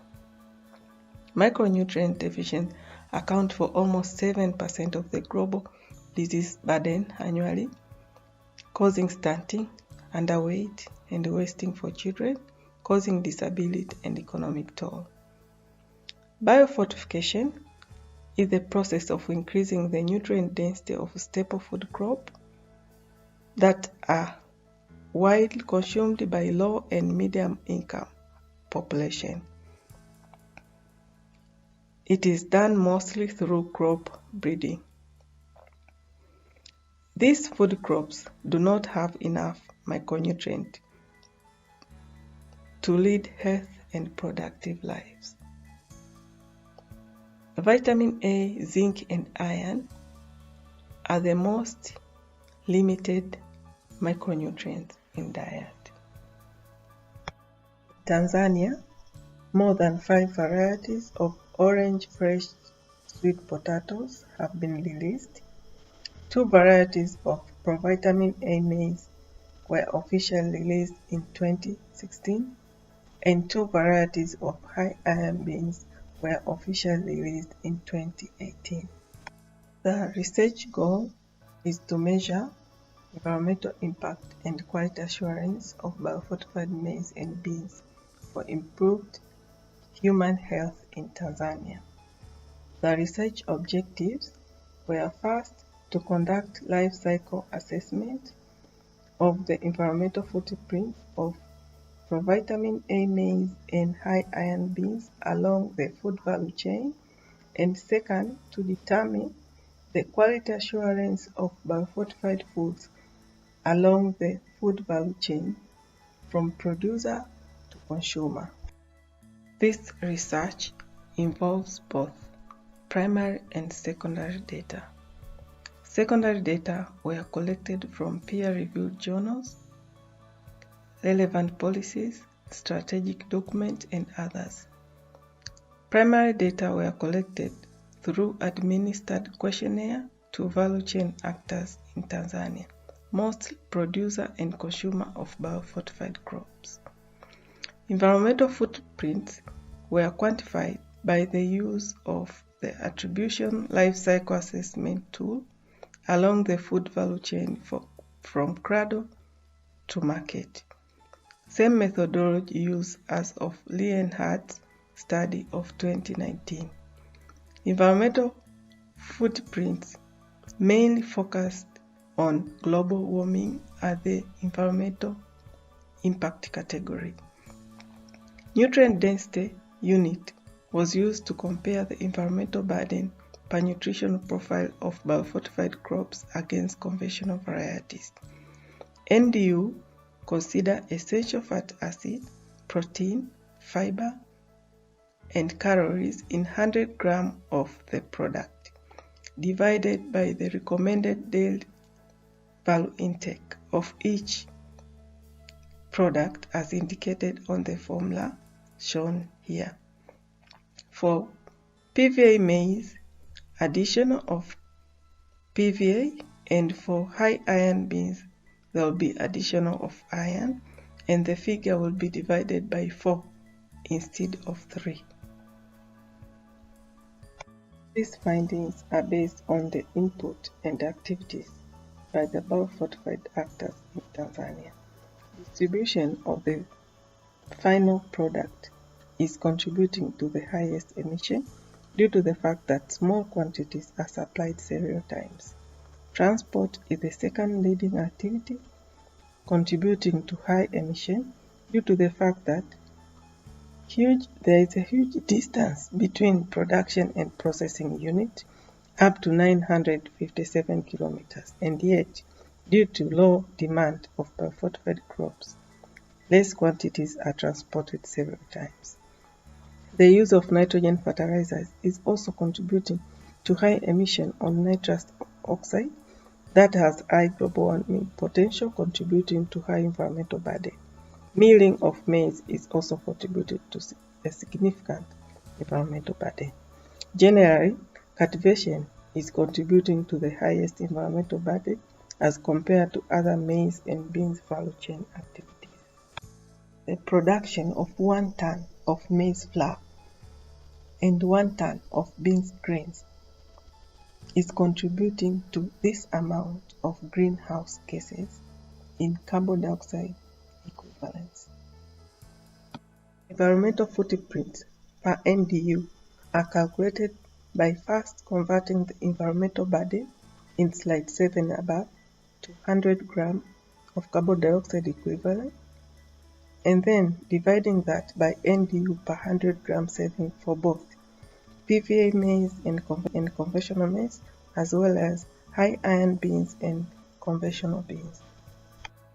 Fortified maize and beans provide significant smaller environmental footprint than conventional varieties by 18.6% and 20%, while providing higher nutrients of 19% and 0.1% respectively.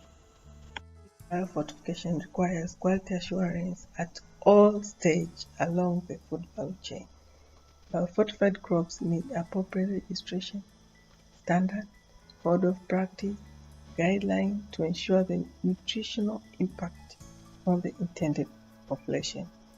Quality control is critical to ensure that micronutrient content are within target level to improve human health.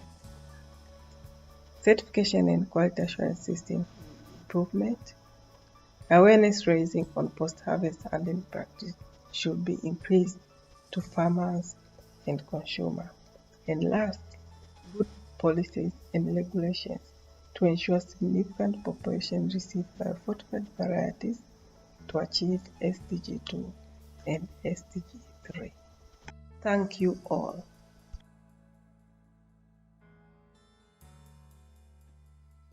I'm Sally McCarrick from Ireland. My NUIG Galway Masters in Climate Change, Agriculture and Food Security Research Project examined the gender dimensions in Myanmar's climate smart villages and was carried out in conjunction with the International Institute of Rural Reconstruction. I'm grateful to all my supervisors at NUIG and IIRR for all of their assistance during the project.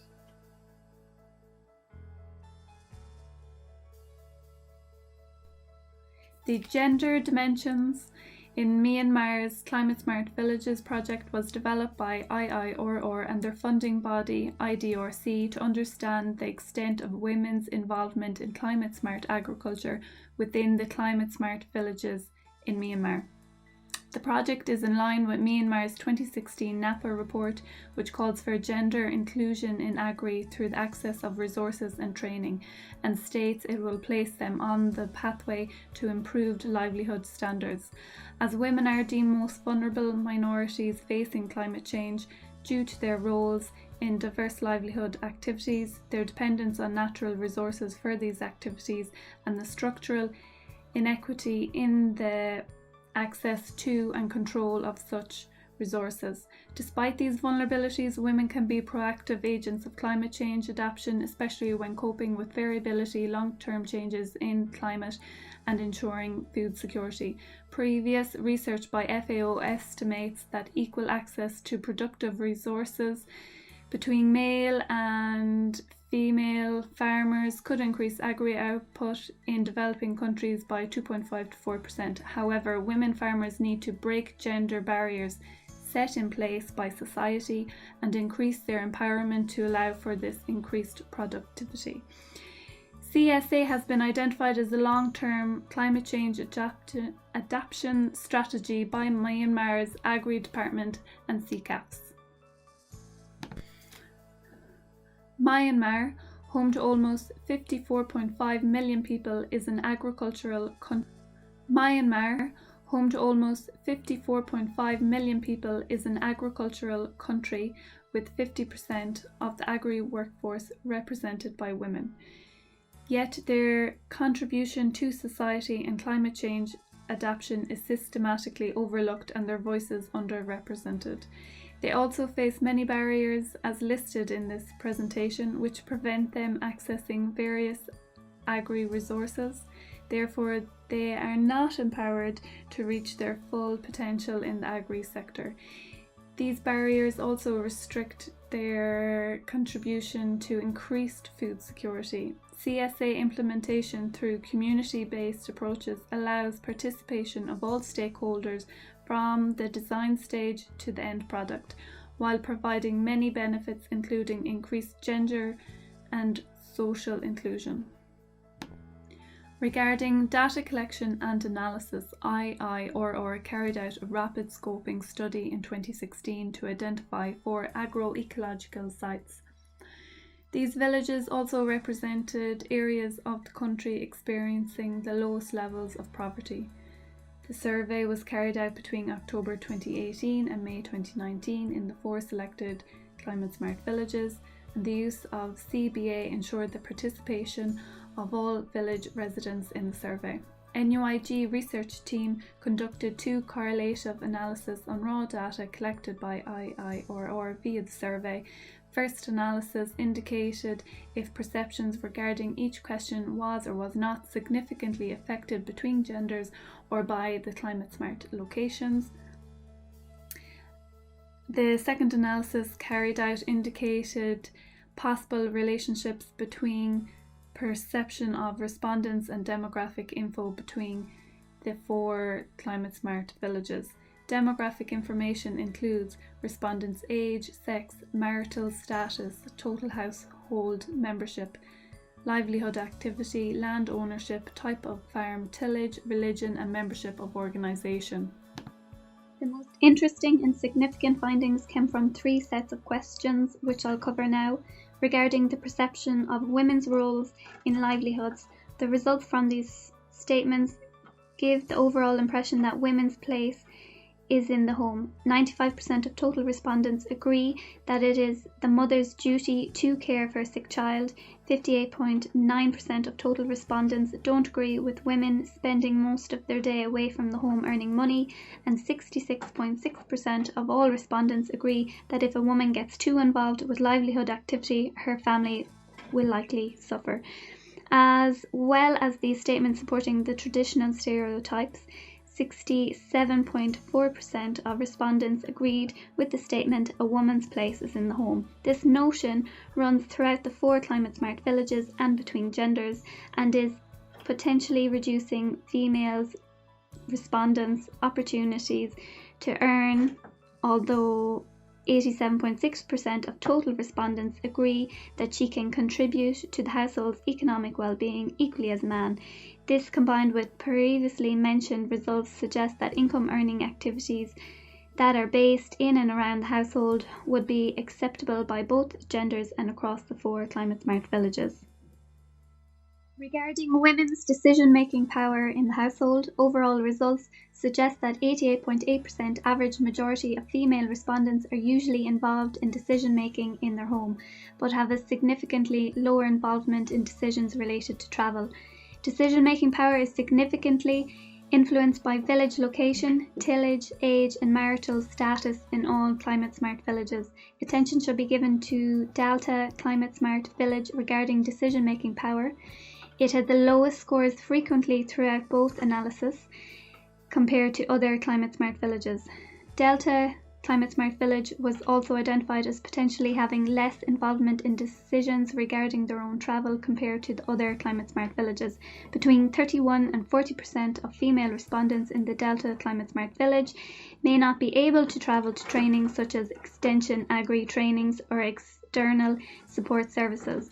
This travel limitation could prevent females in this village the opportunity to extend their decision-making power beyond their own healthcare and household duties if it should arise. Overall, this highlights the importance of scoping each site individually and then designing an adaptation plan specific to each participant, site location, and all its integrating factors, rather than applying a one-size-fits-all plan.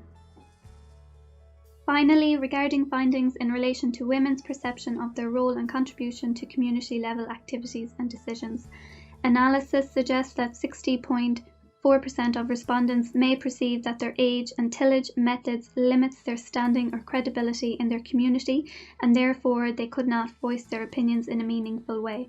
Results suggest that 79.18% of female respondents perceive that with the current workload involving tillage and the number of household members, it would be significantly difficult for them to obtain an important leadership position in their community, even if they really wanted one. Overall, results suggest that it is difficult for women to contribute to community-level activities and decisions in all climate smart villages. However, 71.42% of female respondents agree with the following statement: things have changed in their community.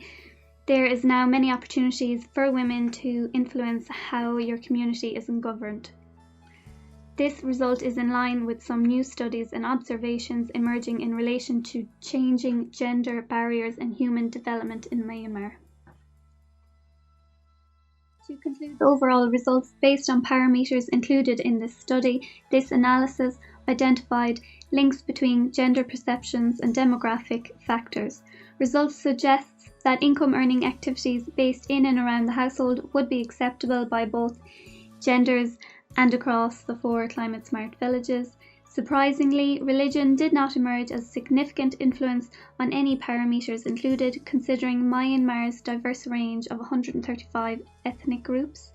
This study emphasized the complex factors involved in each site, such as social, cultural, and economic factors, as well as emphasising the importance of scoping each site individually to ensure no one is left behind. Overall, the results suggest that the traditional stereotypes associated with women are still firmly embedded in society, and gender empowerment remains significantly low, but change has been observed by respondents. And finally, regarding the future of these results, they will be used as basis for gender evaluation and overall food security evaluation of IIRR's Climate Smart Village project in 2020 after CSA implementation.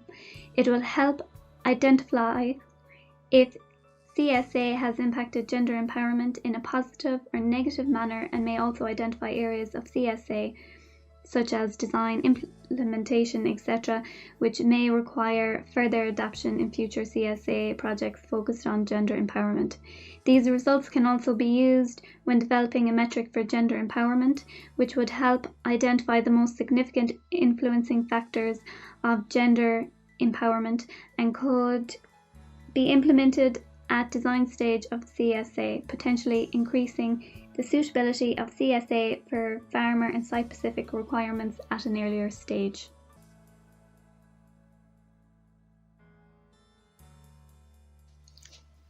Hello, my name is Thelma Ilukena and I'm from Zambia. For my MScCCAFS research project, I was looking at the impacts of COVID-19 on food system components in Zambia. I would like to express my gratitude to my NUI Gowe supervisors, Professor Charles Spilin, Dr. Peter McCune, and Dr. Una Marie for guiding me throughout the research. I would like to extend the same gratitude to my supervisors from the Indaba Agricultural Policy Research Institute, Dr. Hambulu Ngoma and Dr. Anthony Chapoto. Finally, I would like to express my gratitude to the Irish Aid for according me the opportunity to pursue the MScCCAFS program at NUI Gowe. Thank you.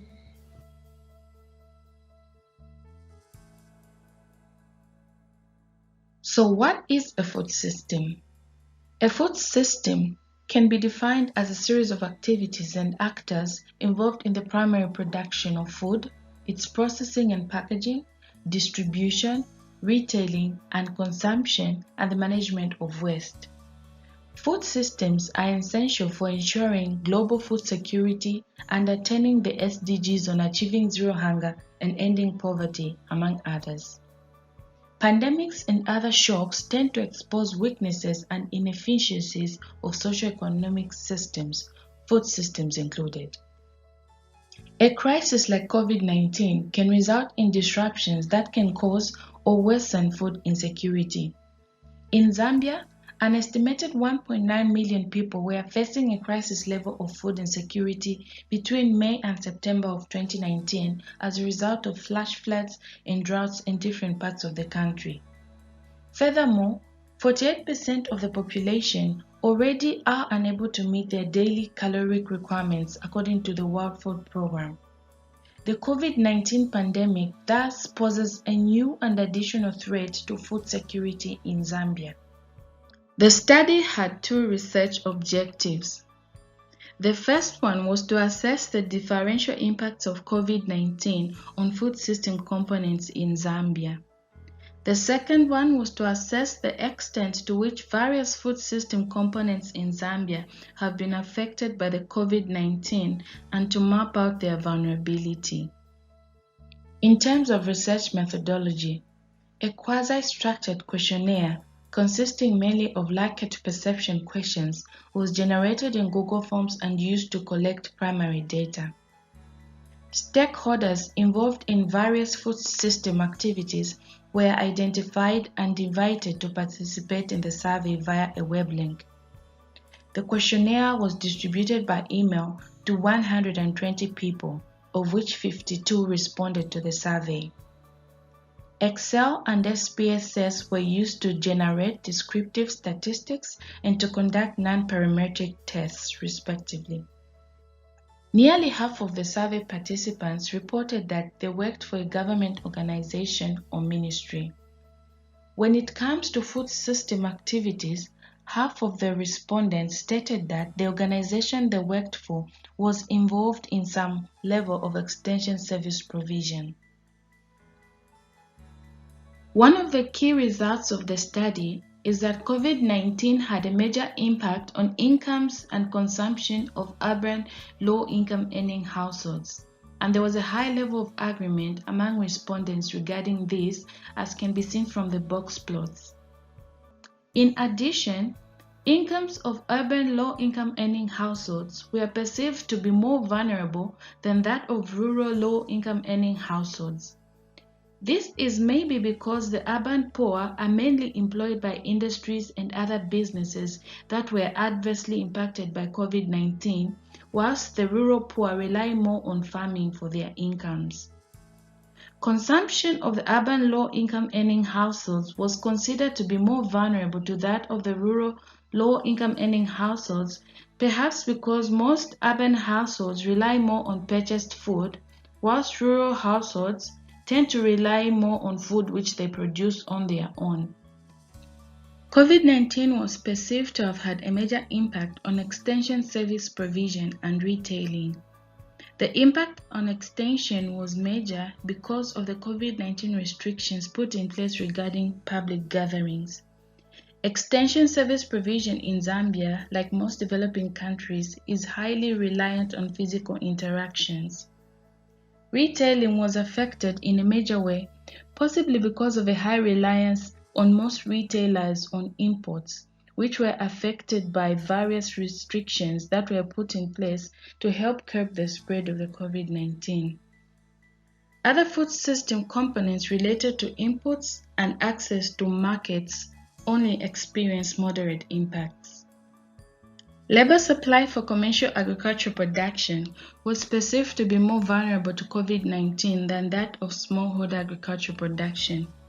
This could perhaps be because of the high reliance of commercial agriculture production on hired labor, which was affected by mobility restrictions, compared to smallholder agriculture production, which is more reliant on family labor. This vulnerability heat map summarizes the findings of the study. It shows that the most vulnerable food system elements were consumption and incomes of urban low-income earning households, extension service provision, and retailing.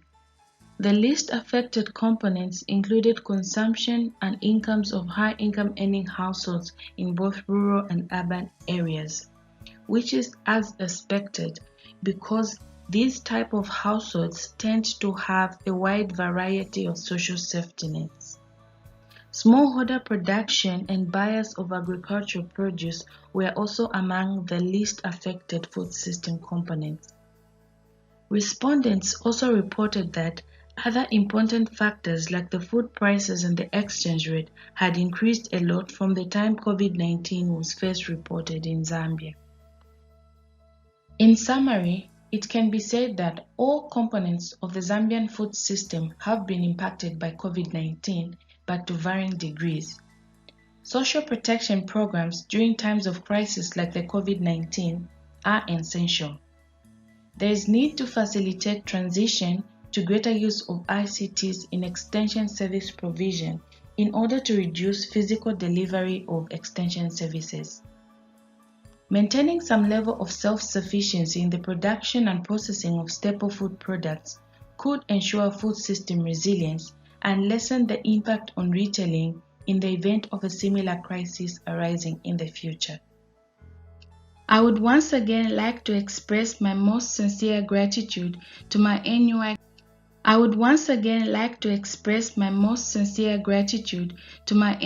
GOE supervisors and host institution supervisors for the guidance. I would also like to say a big thank you to Irish Aid for the funding. Thank you so much for your time. Hello everyone, my name is Lehma Izwali and I am from India. My NUI GOE MScCCAFS research program was done on the topic of youth migration and climate change, and it was done in collaboration with CIT Rome, Italy. I am grateful to my supervisors from NUI GOE and CIT organizations for guiding me through my project, and also to my parents for their financial support to allow me to do the MScCCAFS program at NUI GOE. My research topic was should I stay or should I go? Climate, rural youth migration and social protection. The focus of my research is to synthesize climate and youth migration, and we're looking at the rural youth context and whether climate change is a driving force for rural youth migration. And it is important to note here that youth mentioned are at the age between 15 to 24. Today, the world's population is at 7.7 billion. From this, 44.3% lives in rural areas where agriculture and livestock are the main source of income. Of the 7.7 billion people, 1.2 billion are youth, and it is the largest generation in history. 90% of young people, that is age between 10 to 24, lives in developing countries, which means that many children and youth are suffering poverty and deprivation. And the International Labour Organization data of 2019 shows that 16.4% of the global youth are unemployed, which is a concern. And there are 30.9 million youth migrants in 2019, which is 11.4% of the total migrants population. And of the total number of youth in 2019, which is 1.2 billion, around 31 million, which is 2.6%, are youth migrants. Here we will see the role of climate on migration. We all are aware of the rising temperature, so 1/3 of the global population will experience annual temperature greater than 29 degrees Celsius within 50 years, and in different parts of the world if there is no migration. But this temperature currently is found mostly in the Saharan region only, and it is only 0.8%. And you may be asking why this rising temperature is a concern for youth and migration in general. It is because if we are taking Africa as an example, Africa is the youngest population with 226 million youth in 2015. And they are the most exposed and the most vulnerable. They have the most number of youth, and they are also the most exposed and most vulnerable to climate change impacts, such as drought. Such events like drought will increase poverty, and this poverty can further force youth to migrate to other countries. For this research, I collect existing literatures using online search engines such as Google Scholar and Scopus. Since the topic is on youth migration and climate change, I use keyword combination only to choose literature for the review. And I also review blog posts, organization website, and newsletter as well. And spatial data analysis is also used to generate heat maps and to track down migration pattern. And the image you see here is just to show the difference between primary data collection and secondary data collection. This section consists of my findings on factors that affect youth migration. And from the literature I have reviewed, I found that overall reason of youth migration for both male and female is related to education, employment, family reunification, marriage, and to escape poverty, violence, conflict, and environment change. Besides this, youth from rural areas were also attracted by modernization and are pushed by poverty and insecurities, which is mentioned above. This poverty and insecurities were influenced and are worsened by the rising temperature, and population growth, especially in the rural areas, also play a significant role in rural youth migration. Because population growth decrease available land for agriculture and livestock, which pressure youth to migrate. And it is important to note here that even though climate change plays a huge role in migration, climate change alone does not drive youth to migrate. A combination of social, economic, and environment factor drives them to migrate, but climate change is a huge multiplier of mass migration. The map we see here is map of Africa. It is a heat map showing the intensity of migration pattern.